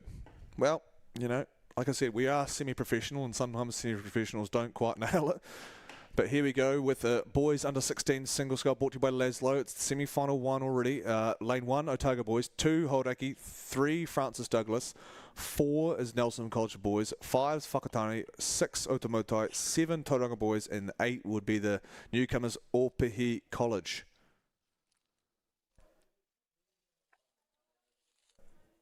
That's Orp on the outside, not Onslow, unfortunately, but right in front there. Top 4 pretty separated already. We'll look to the centre lanes. It looks to be maybe lane 5. Schutz from Whakatane. He's having a good battle with Nelson College of Boys on his left. On his right would be Otamotai College's Crimmins. And then out here in the yellow boat there would be another Bay boy, Tauranga Boys College's Nelson. But in front, it's Graham Watt's lot with the gold and the black hoop. Graham Watt, Leighton Hale, not a bad oarsman back in his day either. So back here, and we've got a sprint coming from Murdoch Smith from Nelson, the under-16 South Island champion in the single. He's rattling home now with 100 to go on top of Schutz from Whakatane. Third would be Tauranga Boys, and fourth currently is Crimmins from Otamotai. Best of the rest would go far side, maybe Hauraki Plains College Churchill. But a nice little battle here, a little Henley-esque battle down to the line. It's still Schutz from Whakatane on Murdoch Smith, trading blows as they run to the line. It's going to be on the line, folks. Here comes Murdoch. Murdoch from Nelson. Ooh, I think Schutz maybe by the swing of the barrels in lane 5 as Schutz. And we'll just have to keep an eye on the results there to see what the go is with that lot. But a great start so far, the under-16 boys single. Those boys are really looking for that inside lane, although, sorry, the middle lanes going into Saturday's final, yeah. And we're back to semi-final 2. We've got the race lanes about to come up on screen, and I'm going to leave it to Mr. Phil Wilson to run us through the boys 16 single semi-final 2. Semi-final 2 here, Sacred Heart College Auckland in lane 1, St Kevin's College in lane 2, Gisborne Boys High School lane 3, Kavanagh from Wellington College, let's go Dub C in lane 4, Twizel Area School lane 5, 2 Marlborough boys in lane 6 and 7, and Hauraki Plains out there in lane 8. So as we get back to the race here, looks like they're coming up to about the 1,000 metre mark. Beautiful scenery down here in the Mackenzie country. And from the looks of things, it looks like those middle lanes out in front, Wellington College and Twizel Area School cranking along, as well as lane 2, St Kevin's, Lynch out there in lane 2, and he's gone with Gisborne Boys High School. Those round out probably the top 4 for now as we come up to the 1,000 metre mark. I'll put you on the Harry spot Kavanagh here. really I'll put you on the doing spot some here, good Phil. work. What are you seeing from Wellington College's Kavanagh that's making him out in front apart from you in the commentary booth? Why is he out in front? I think they just told him that I was in the commentary box. No, he's really got a long stroke there. The coaches down there in Wellington have done some great work to really let him row a long stroke, really pressing out, getting that distance, and it's putting him in a really good stead here for the semi-final of the under-16 single. Yeah, keep it going, Phil. Let's see what's the go here. What are we saying? Where's 3 and 4? Who's the threat to that 4th spot? What do we got? Looks as though we have St Kevin's out there in lane 2. He's really doing some good work next to Gisborne Boys High School. That's probably the top 4 at this stage, but don't count out Flight from Melbourne Boys, who's ticking along nicely as we come through 1250, and then Sacred Heart Auckland also putting themselves in a decent position. Who knows what they might be able to do coming into the last 500. You can really do a lot of work in the single and take a lot of ground on people quite quickly, especially if people start tiring or don't quite have the legs to get to the finish line. But Harry Kavanagh, he's really setting the race pace here and locking in his spot for the A final of the boys under-16 single. And we've got the local fellow there, Luca Mains Upston from Twizel Area School, sitting in second. What he's doing well. Looks like he's not the biggest of guys, but he's nice long arms, aggressive in his hips, getting back. We had light stop there in lane 6. Must have caught a bit of a crab or something. It's really dented his race. In Marlborough Boys College there, Mr. Flight Logan Flight. It can happen. It's easily done. All of us, any Olympic gold medalists have fallen that. Caught crabs, they've done it all. So it's happens to the best of us. Yep, happens to the best of us and the worst, and some of us that are just okay. In third place, we've got St. Kevin's still, Mr. Lynch, coached by Ivan Doherty at Oamaru Rowing Club. You've got Gisborne boys there, Carlos Bramwell. And yeah, keeping an eye on Sacred Heart, Lane 1, Johnston. And also, we've got both the Marlborough boys finishing tough. Flight and Marfell, coached by Father Glenn and Clayton Lindstrom. So a strong name there. But Phil, I'll let you take this home now. We've got 2 more spots after Twizel and Wellington College. What are we going to see here? Yeah, it looks as though Lynch from St. Kevin's, he's really trying to lock in that third place, make sure that there's no danger for him coming into the last 250. He's just about to come through about a length up on Bramwell from Gisborne Boys High School, and really tight tussle here for 5th between Sacred Heart and Marlborough Boys. Who knows, they might be cranking through the rate, see that it's the last 250. Think that it's time to go. So definitely, if they want to have a chance at getting into that A final, it's definitely time. And don't count out Marfell as well in lane 7. He seems to have a big sprint coming and pushing up on Bramwell of Gisborne Boys High School. He hurt you. Certainly heard you. Marfell, Tom Murray's old stomping ground. So we've got Phil's boys and from Wellington College out in front, and we've got 2 Marlborough boys, Tom Murray's school coming up, and we've got Marfell trying to snag 1 spot, and it's going to come from either Carlos Bramwell or right in lane 1. Johnston's flying in lane 1, flying, and Johnston from Sacred Heart out of Auckland. So is Marfell. Bramwell can't hold on. Johnston speeds too much. Here comes Sacred Heart. He's going to snag 4th. It goes Wellington, Twizel, St. Kevin's out of Oamaru, and what a finish. Henry Johnston, just absolutely stunning turn of pace, and that last 250 metres to grab the final spot here, semi-final 2 to the under 16 boys single scull. Holy. Camera domination, Twizel in second. What's going on, Phil? I don't know, a lot can change in the last 250 metres of a singles race, and Sacred Heart Auckland really showed it there. Just tough racing, especially tailwind picking up. It's nice and fast, you can really get the boat moving. Yeah, unreal. So we've got the D final for the, and we'll just look there, it was Schutz from Whakatane that won by 700ths of a second in that first semi-final to beat Murdoch Smith into second. As you can see on your screen there, we've got the D final of the boys under 18 single scull. And I'll leave it to Mr. Wilson here to run us through the lane allocations. We've got 2 Otamotai and Ashburton are both out. So we've got, so they shouldn't be on our in the lanes there, but so we've still got the rest of the going there. So we'll just leave it to Mr. Wilson here, and he'll kick us off with this D final of the boys under 18 single.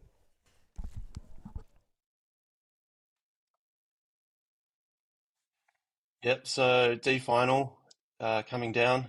It's Wanganui Collegiate in 1, St. Paul's in 2, Hauraki Plains in 3, Christchurch Boys High School in lane 4, Hillcrest High School lane 7, and St. Peter's Auckland, I believe, out there in lane 8. So it's a good place to be able to keep racing throughout later in the week down here at Maadi Regatta.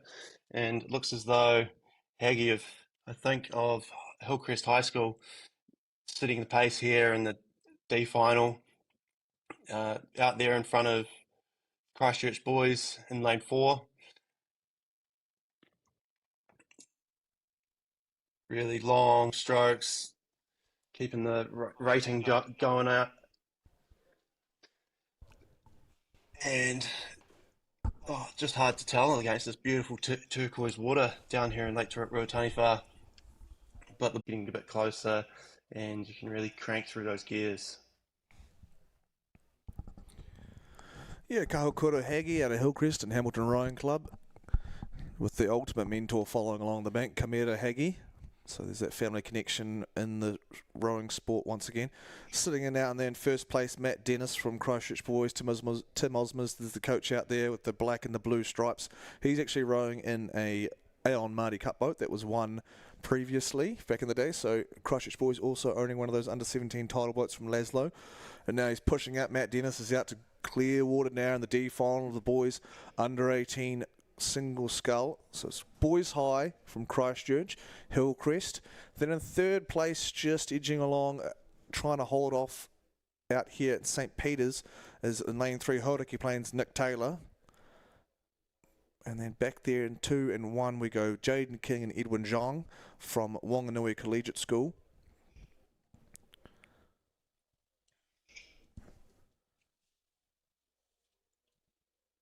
Bank's starting to fill a little bit now in semi-finals day. We've only got a few more races to go here.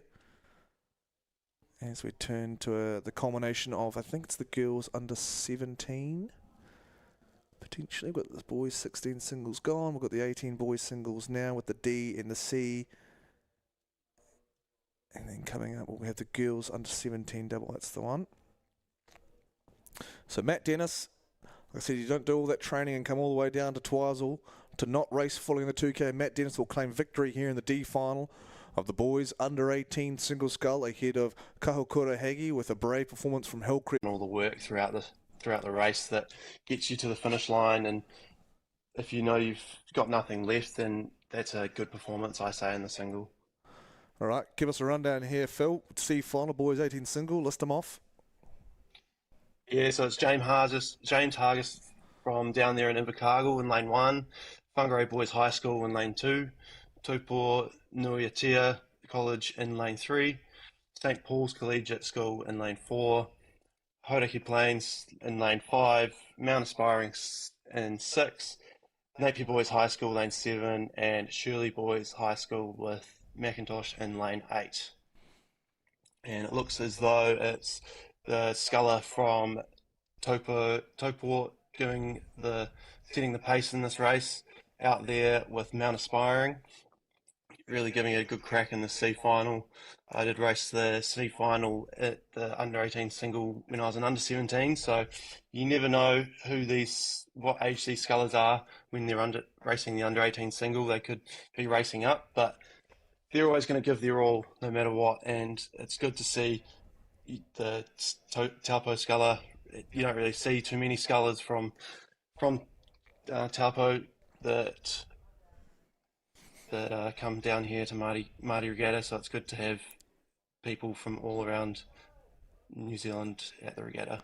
Yeah, this is Taupo Nuiatea's first time getting students down here for the Māori Cup, so you're right on the money there, Phil. They are also a recipient of the Emerging School Award from Aon, so they heard the coach speaking before, Mr. Craig Martin, talking about how they spent it on stuff to make their kids faster in terms of knowing their speed, so things like speed coaches, maybe some oars here and there. And yeah, so first time down here for Taupo Nuiatea College, and Harry February is making the most of it here, trying to take out the C final of the boys single scull.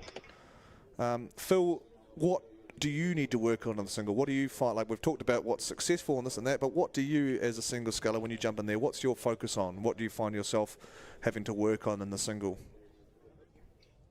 When I'm the single, it's all about trying to make those technical changes and being able to have the time to work on things that are specific to you. That's something I really enjoy about being the single, is that you can try little things and you know exactly what you're going to do with the boat when you're in the single. So it's a lot of the time it's a technical focus, but you can also get those gains of the physiological progression to put yourself and get ready for racing. Make sure you're ready for the 2K races. Yeah, apparently we must have either we're not having a drone swap, we're just having a little bit of technical difficulty, so we've swapped to our finish tower camera here, and rolling down we can quite clearly see that there's the lane 3 is still, it's Taupo Nuiatea's Harry February, coached by Craig Martin, so they're down here for the first time, and they're going to get a victory in the C final. In second place, looks to be finning off a little bit still, is Mount Aspiring College's Philip Massey. On his left here, down lane 1, it's lane 1 again, it's the boy from Invercargill, Tane Wilson from Invercargill, from James Hargis doing his best to upset the boy from Wanaka, and then on the right of Wanaka, we've got Napier boys, Charlie Moorhead from, obviously Napier, but the Hawke's Bay Rowing Club, coached by Matt Lawson, but out in front, It's the red, it's the white, it's Taupo Nuiotia College, Harry February. For the first time, Taupo Nuiotia is on Ruataniwha, and they're going to take out the C final of the boys under 18 single scull, followed closely by a fast finishing Whangarei boys, James Hargest, Mount Aspiring and Napier boys on the far side. As we swivel around for the finish, on the line, looks like it might be Hargest holding off Whangarei, just nipping past Wanaka's own Mount Aspiring. So congratulations to Tane and Casey Podesta. And over the far side, you got Charlie Moorhead, Philip Massey doing super well. But the winner of the C final here goes to Taupo Nuiotia's Harry February. So congrats to them as we will slowly roll back. Most likely we'll get back into the drone shots as we've got the semi-finals of the boys under 18 single scull, brought to you by AJ Hackett Bungee. So a legendary figure from New Zealand business and New Zealand, well, sport. I don't know if you'd call bungeeing a sport, but outdoor pursuits of bungee and jumping off things that are incredibly high with a rope tied around your ankles. But semi-final one, expected to be coming down rather sharpish here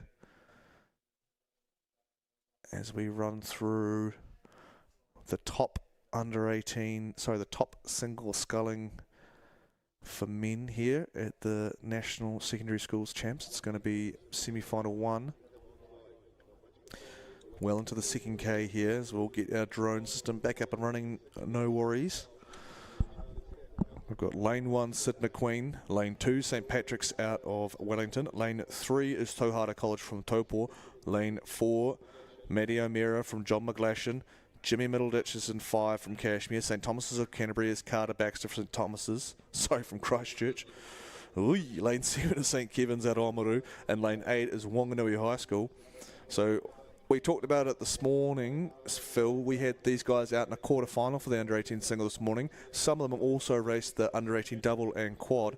So this could be their 4th race of the day. What are they doing this morning to try? Here we go, as a drone shot. I'll just quickly run through. We've got lanes 5, Jimmy Middleditch, who had a great work in this morning, just kind of doing what he needed to do to get through.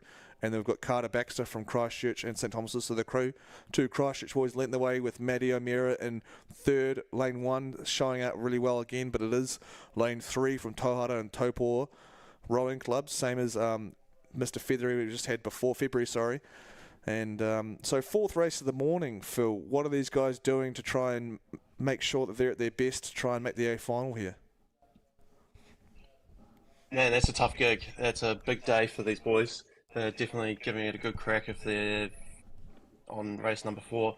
But a lot of it will be about nutrition, the way you recover between races to ensure that your body is going to be at the best condition that you can have coming into the 4th race of the day, especially when the last race is the single. You're probably just running on adrenaline by that point. But it's great to see that they're still cranking along with Cashmere out there leading the race, and St. Thomas is close behind. And you might have seen earlier in the day with the quarterfinals, they might have taken the rate down a little bit earlier than you'd probably expect at the end of the race. But who knows? Yeah, you got to give yourself the best chance to be able to qualify for that A final on Saturday morning.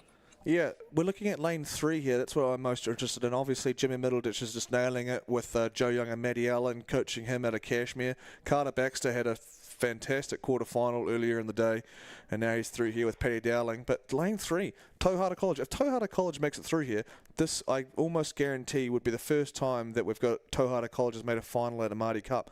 Joseph Williams, Craig Martin, so the same coach from Taupo Nuiotia, funnily enough, obviously coming from Taupo Rowing Club. But he's going to be looking to his left at Onslow. It's Sid McQueen. So let's see if he can channel his cousin Lightning on the far side there in lane 1 with St. Patrick's lurking from Wellington, Oliver Florence. But in 3rd spot, still Matt O'Meara seems to be pretty comfortable with what he's doing from John McGlashan. Jimmy Middleditch in the maroon and gold out in front, just cruising along after being very smart this morning in his quarter-final. And we've got Carter Baxter just digging it in from St. Thomas's. So Tauhara College in 3rd. In 4th, he'd just be looking to his right at lane 1.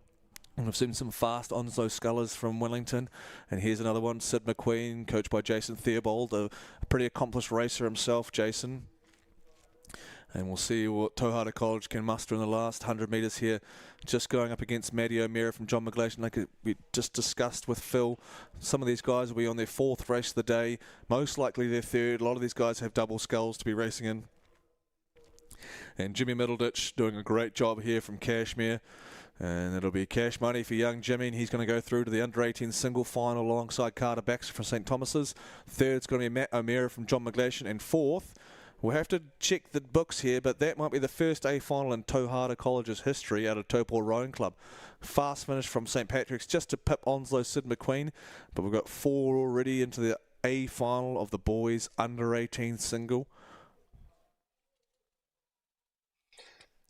It's great to see, isn't it, Alex?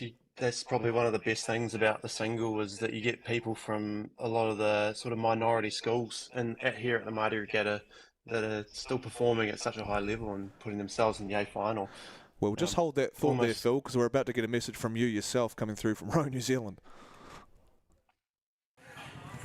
Good luck to NBC down at Maadi Cup. Make sure you don't lose to those Hamilton boys. Good luck, Wellington girls. Crush it, girls. Shout out to King's College. All the best at Maadi. Go Christchurch Girls High School. Go Wellington College. Dubsy hoorah. Yeah, shout out to St Cans, Dad and Uncle Road there. Go hard at Maadi. Let's go Napier Girls High School. Go Villa. Good luck. Go Epsom. Backing you. Good luck to King's College this weekend. Hamilton boys, 2024 Maadi Cup champions. Good luck to Christchurch Girls High. Yeah. Good luck, Marlborough Boys and St Andrews College. Hi, George Perry. Good luck, Tauranga Boys College. Good luck, Hamilton Boys High School. Bring it home. Let's go, Otago Boys. Up the hoops. Let's go, Auckland Grammar. Stack. Let's go, boys. South Island champs. Up the thistle. Alrighty, back to it. From hearing a message from Phil Wilson to commentating with Phil Wilson, we've got the semi-final 2 for the boys under 17. Oh, 17, jeez. Under 18 single scull. Semi-final 2 consisting of Mr. Dunn from Otago Boys, St John's of Hamilton, lane 2, lane 3 is Wakatipu, lane 4, Timaru Boys, the South Island champion Bartlett, lane 5 is Maclean's College, lane 6, Nelson Boys, lane 7 is going to be Tauranga Boys, the 17 champ coming back, and lane 8 is going to be St Paul's Collegiate, and look at what we've got lined up here. And a very brave effort coming from the man who's just coming off a little bit of a sickness, I hear, is Jameson McConaughey. He's there in the freshly Aon minted boat that he won last year for the 17 single. And then right there, what's that lane? That looks to be Dimmock from Maclean's to his left. You've got Timaru Boys to his left. You've got Wakatipu, and to his left, you've got Tony from St John's. So we've got 4 of those boys, are the only ones we can fit into the A final. And McConaughey, brave as he is, he's leading here with almost 500 to run. He's got maybe a foot on Mr. Dimmock from Maclean's College. Bartlett tracking well as well, the South Island champion there in 3rd. He's half a length up on Tregager from Wakatipu. Phil, what are the thoughts going through the heads here, brother? Just got to keep yourself in the race here. Great lineup for the top 4 positions. Say 5 of them going hammer and tongs to try and put themselves in the A final with and the stroke rates nice and high, keeping the strokes nice and long too. Good combination, and that's what equals boat speed and about getting to the finish line before all your competitors. So it's great to see some nice tight racing here on semi-finals day.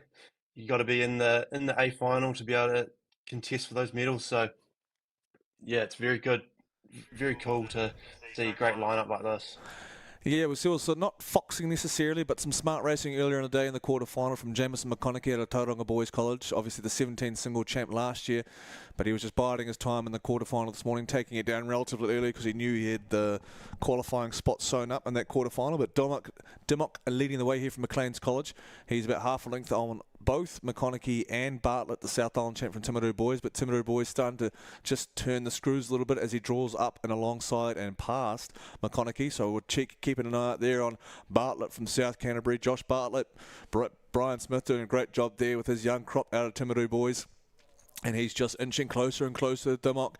I believe these guys might have even just raced this morning, but here's the semi-final edition of Dimmock versus Bartlett out of Timino Boys, and Bartlett seems to be walking now. Bartlett moving every stroke. We're going to see what it's going to be like on the line. Dimmock fighting hard for that first place in the semi-final of the boys 18 single. Down to the line though, we're going to see on the undulation of the boy line. There we go. Ooh, I'm going to say Bartlett might have taken that one out just by the skin of his teeth.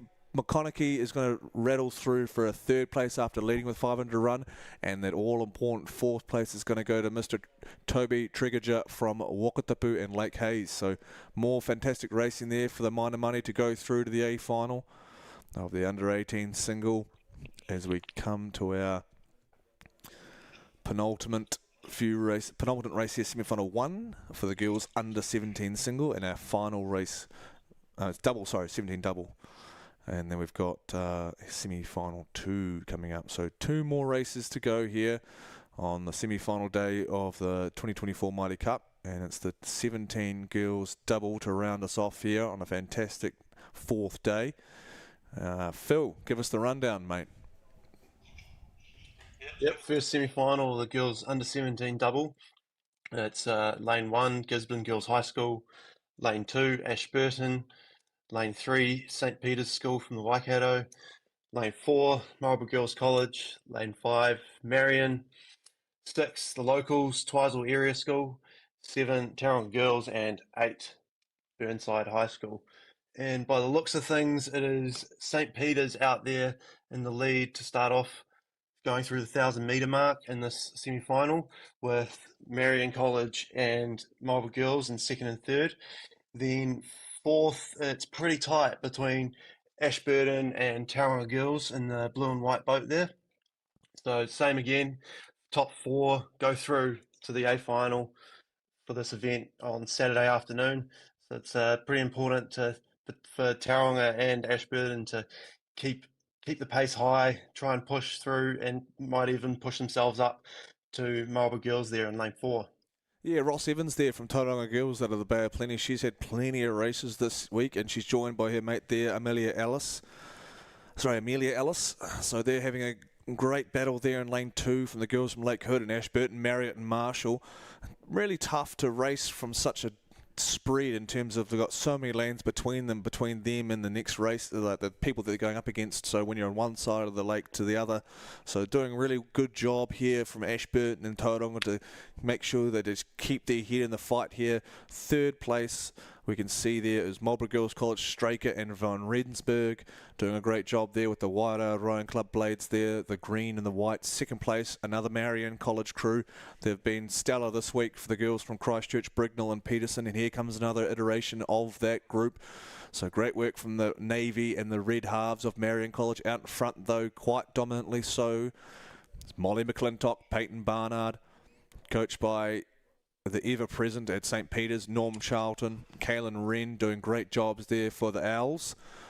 The red and the light blue of the Owls absolutely crushing it here with McClintock and Barnard in the semi-final of the girls under 17 double sculls. Brought to you by Mount Cook Alpine Salmon. Plenty of that's going to be devoured by parents and coaches and commentators alike through, with 500 to go now with St. Peter's. Just seem to be winding it down a little bit, playing the long game, making sure that they're keeping plenty of juice in the legs here. 2nd place, Marion, maybe not having quite that luxury, though they are quite clearly in 2nd, but when you're racing out there, the other crews around you feel a lot closer than they are. So Marlborough Girls, while being down by 3/4 of a length of clear water, they'll still feel that presence from Marlborough Girls, but St. Peter's just kind of cruising along there, not completely taking it down, but they are around maybe 30 rate. So just kind of not quite racing fully, and you can see Tauranga Girls there with the blue fading into white, just getting the best of that battle with Ashburton down in lane 2. So Tauranga Girls trying to punch their ticket through to the A final here. As they've done that with that battle, they've actually brought themselves back up onto Marlborough Girls, Straker and Van Rensburg. So coming down to the line, we're seeing top 4 from St. Peter's School out of Cambridge, Marion out of Christchurch, Tauranga Girls College from Tauranga, but also in that 3rd spot is going to be Marlborough Girls College from Boomtown and Blenheim. Rolling down here. A little bit of ripple on the water from a bit of a side wind on Lake Ruataniwha. Is this the penultimate race coming down? Girls under 17 single still Tauranga girls done a great job. They were Clearwater down on that Marlborough girls combination. Now they're half a length down. So you'd have to wonder if Marlborough girls maybe just burned too many candles to get there, or they're just thinking further in the future and thinking about this final that they're going to be in, hopefully. Although they're going to have to keep an eye on the fast-finishing Ashburton crew here, because Marlborough just seem to be struggling a little bit now. But they are in the top 4, so they have got a spot currently to go through to the final. Down to the finish line, though, it's going to be Molly McClintock, Peyton Barnard from St. Peter's School out of Cambridge, the institution that rolls up and down Lake Karapiro. And second is going to be Marion College, getting another crew into the A final here, Cara Brignall and Charlotte Peterson. Third's going to be the rapid finishing Tauranga girls crew, Ross Evans getting another race in, Hannah Ross Evans and Amelia Alice. And then the fourth spot's going to belong to Marlborough Girls College. Grace Straker, younger older brother, is also involved with the Wairau Rowing Club, and Mila van Rensburg. Joe Benion, successful coach over from Nelson, now heading up with Marlborough Girls. That's semi-final 1, and we're going to travel back down to semi-final 2 for our final race here. And it's been really good to have Phil Wilson, well, not technically in the booth with me. He's up at the training up round in Cambridge because he's training to try and go to the Olympics. So we've got Phil Wilson, who's obviously, he won the men's Premier Single Scull title down here last year and on Lake Ruataniwha, but I think the bigger accolade would obviously be that he is an Olympic gold medalist from our men's Tokyo 8. He was the 6th seat of our men's Tokyo 8 to claim a gold medal. He's also a under-23 gold medalist, so Phil is no stranger to the middle of the podium. So Phil, you just want to run us through here of our last race of the day here, it's semi-final day here.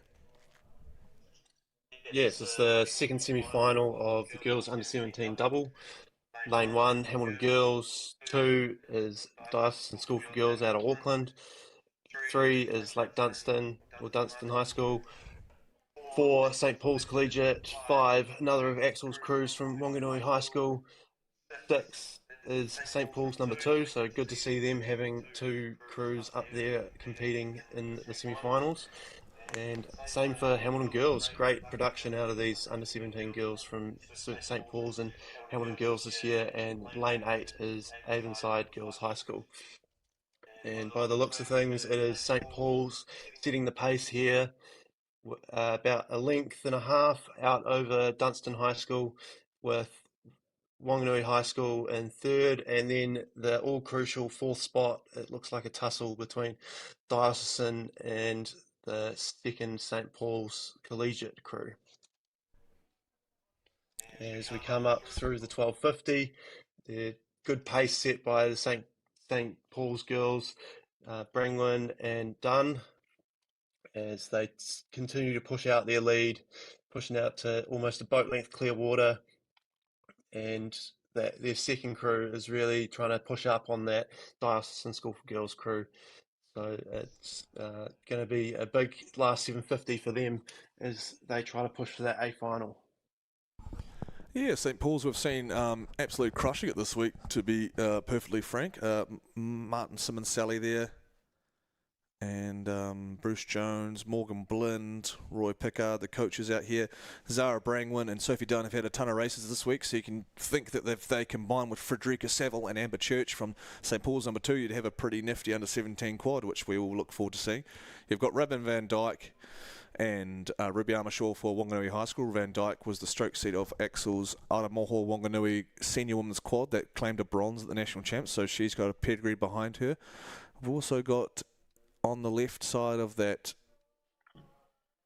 St. Paul's crew is Dunstan High School, so unsurprisingly Simon Smith's Chargers are back at it. Talia Nelson and Emmy O'Brien, both of those girls race singles, so skillful young girls coming out of the Dunstan Arm Rowing Club. They've got a length up on Wanganui High School's own Van Dyke and Armishaw. Best of the rest, you'd have to look at Diocesan School down there in lane 2. That's Sibylla Thompson and Iris Tooman. Franklin Hamilton and Casper Hammond doing a great job there with the girls from Auckland.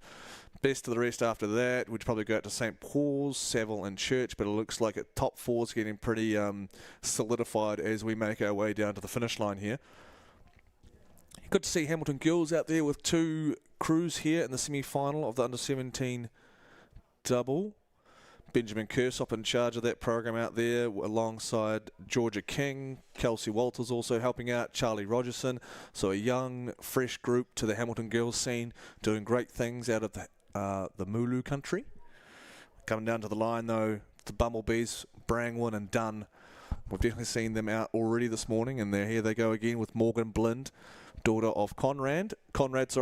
He's the man behind Rowing Picture Show. So Morgan's just returned from Boston and racing in for Radcliffe, so it's the Harvard women's crew on the Charles there. She's back coaching and I believe studying at the Waikato University, so that's great for her and Roy Pickard. Here comes another St. Paul's crew. Phil, you've raced, you managed to race with some of those boys that have come back from those American universities, the likes of Ollie McLean, Campbell Crouch, Dan Williamson and the likes. What do you see from the benefits of that American program of those boys coming back? Yeah, the universities over there, they're pretty stacked with some big talent from all around the world, not only from the States, but they're definitely taking a lot of the rowers from that junior programs. A lot of the under-23s now are involved in those collegiate programs, so they're pretty well versed in racing. They just spend a lot of time in the eights, so that was probably one of the great things about bringing Dan back from Yale to race in the eight, was that he had a lot of experience in the eight to be able to impart on us. Even though he was the youngest in the crew, he could still share his wisdom, and we could stack that on top of all the years of experience we had in our eight to get it across the line. And yeah, it seemed to be a good recipe for success. Phil, you're not a small man. You are of larger height than the normal average person, but compared to, say, the likes of Dan Williamson and Matt McDonald, you're not an absolute monster on the international rowing scene. So do you have anything that you need to do as a slightly smaller guy on the elite world stage that would mean you are competitive and you compete with these guys that are 6'7", 6'8"?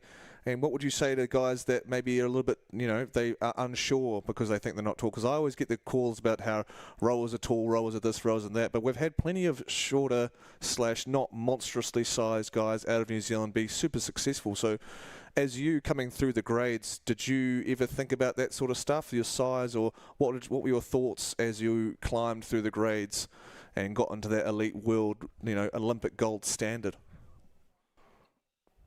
Thank you for being so kind there, Alex. I tried to be as nice as possible. Yeah, it's definitely being tall and rowing helps a lot. Makes it a bit easier to row those long strokes that I've been talking about a lot today. But for me, it's about maintaining the wisdom, and maybe one day you'll be wearing the fern as well. So here he is, the man himself. So we'll say thanks to Phil, and he'll probably go back. What is it today? It's Thursday. You got any training this afternoon, Phil? You'll be ripping some weights or getting out on a bike or doing something to try and get better? Ripping the erg. There we go. Try not to rip it too much because, we need those ergs. Right, so thank you, Phil, for joining us today, and that'll conclude our coverage of the Day 4 of the 2024 Aon Maadi Cup, as tomorrow will be the first day of finals. So a quick day here of semi-finals, and we thank you for your viewership, and we'll see you again tomorrow morning.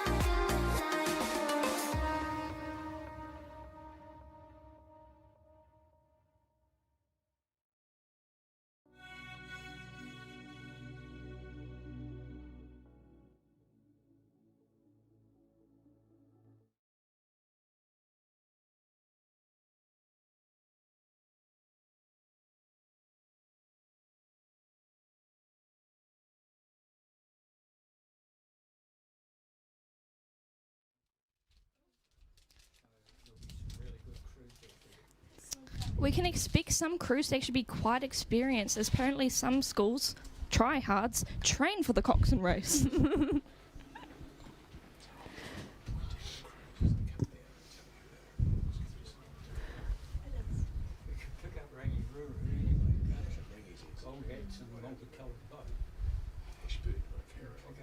blue boat out there could be Bill and Maria.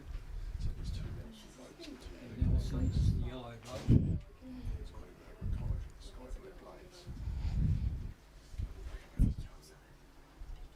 Those in the shore should take caution. We don't know where the boats are gonna go.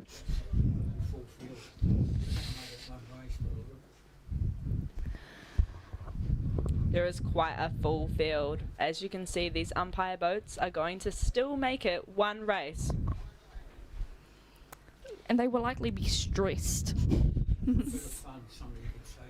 Mills is very disappointed that nobody's asked him to be in the coxswain's race.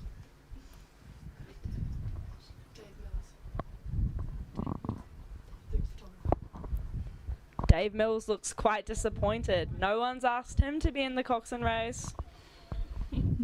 He could get better angles. Might ask his crew to stop for a second to take a picture.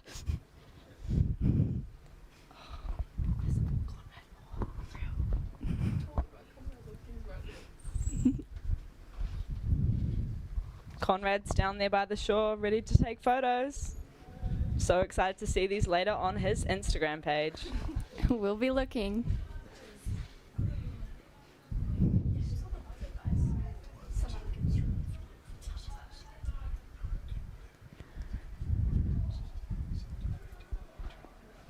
Can I tell them about our novel boys breaking blades? Okay, so we're looking like we have 26 crews all up for this race, as we see no more coming down the lane. And it's looking like some lanes are merging, just everything and anything. We'll see if there's some broken blades like the Novi boys from our club. They really are interesting. I think the count is up to 7 or 8. We have a little pile in the corner of our club for the broken blades.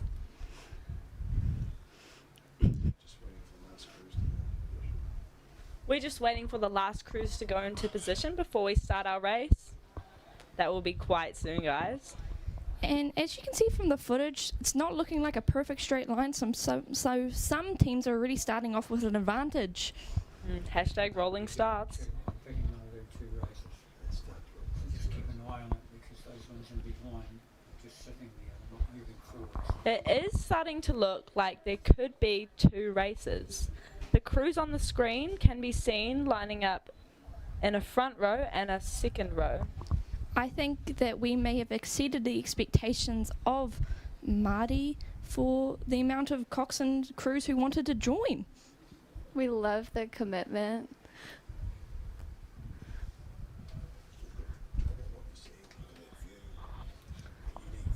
Oh, the unique view on the screen right now, guys. Go have a look.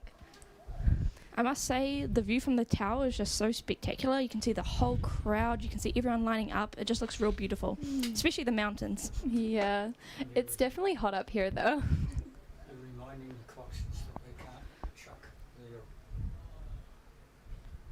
rower and they can't chuck their coxswain in the water. The umpire has his white flag up. The race looks like it's going to start soon. One umpire still has his red flag up though, so when that turns white, we'll be starting.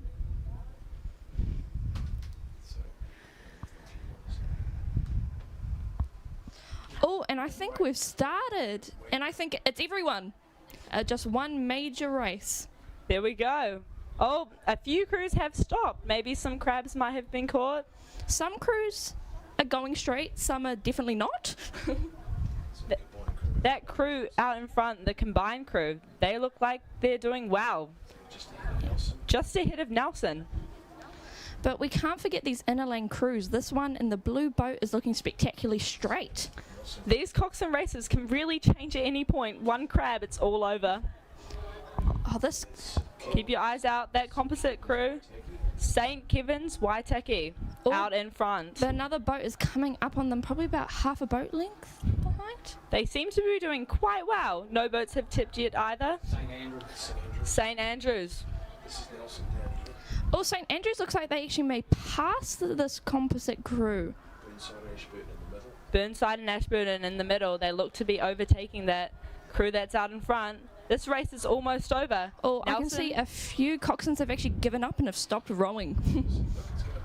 Oh, it's going to be close. St. Andrews is coming up to the line. Waitaki. Oh, and that's them. That was a close buzzer. We'll have to look up to see who won that. Oh, another composite crew in third. Nelson in fourth. Oh, Gisborne have crabbed badly. Down in lane one. Out in lane 36. They could be in the water soon. Maybe one of them's in the water. I'm not quite sure. Oh, yeah, they're tipping. So many buzzers because there's so many boats in this race. Good job to all our coxswains who have competed. Yeah. Watch out that you don't crash at the end, though. Oh, overgo the afros. Oh. Rangi Ruru, their coxswain or rower is whacking the water. Clearly they're happy with their results. I think you should just be crabbing on the line.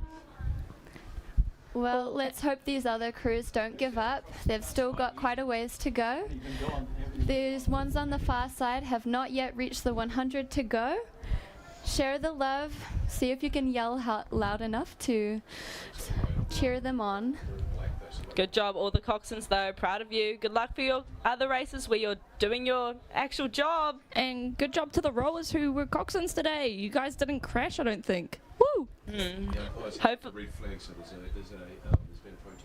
The umpires held up a red flag, so there has been a protest for this race. Who protests the coxswains race?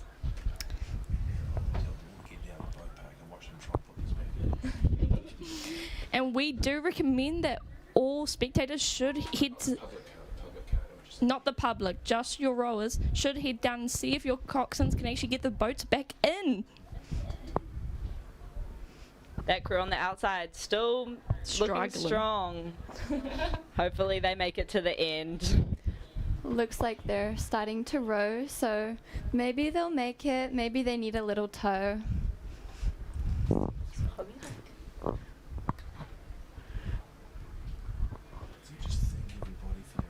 Thank you everyone for your attendance to this race. I hope you have a great rest of your day and a great rest of the Maadi Regatta.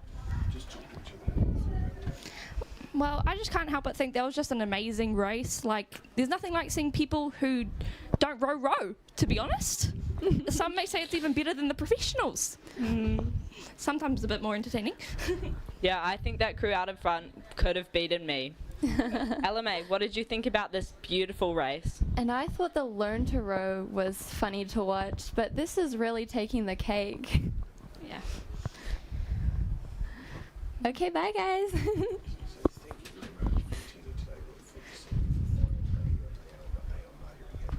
Thank you for attending today, and we look forward to seeing you at the finals day here at the Aon Maadi Regatta.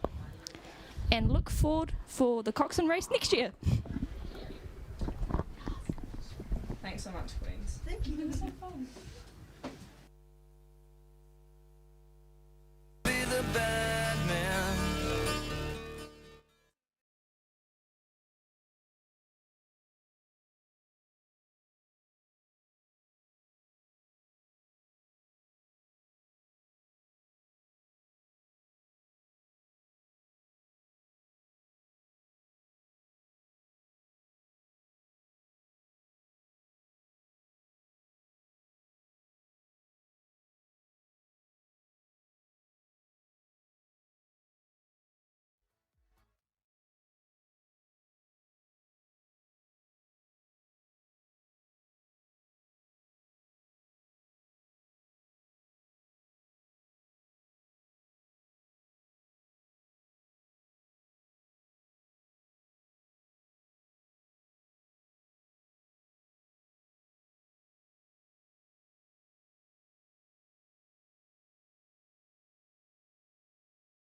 We are all in the same boat.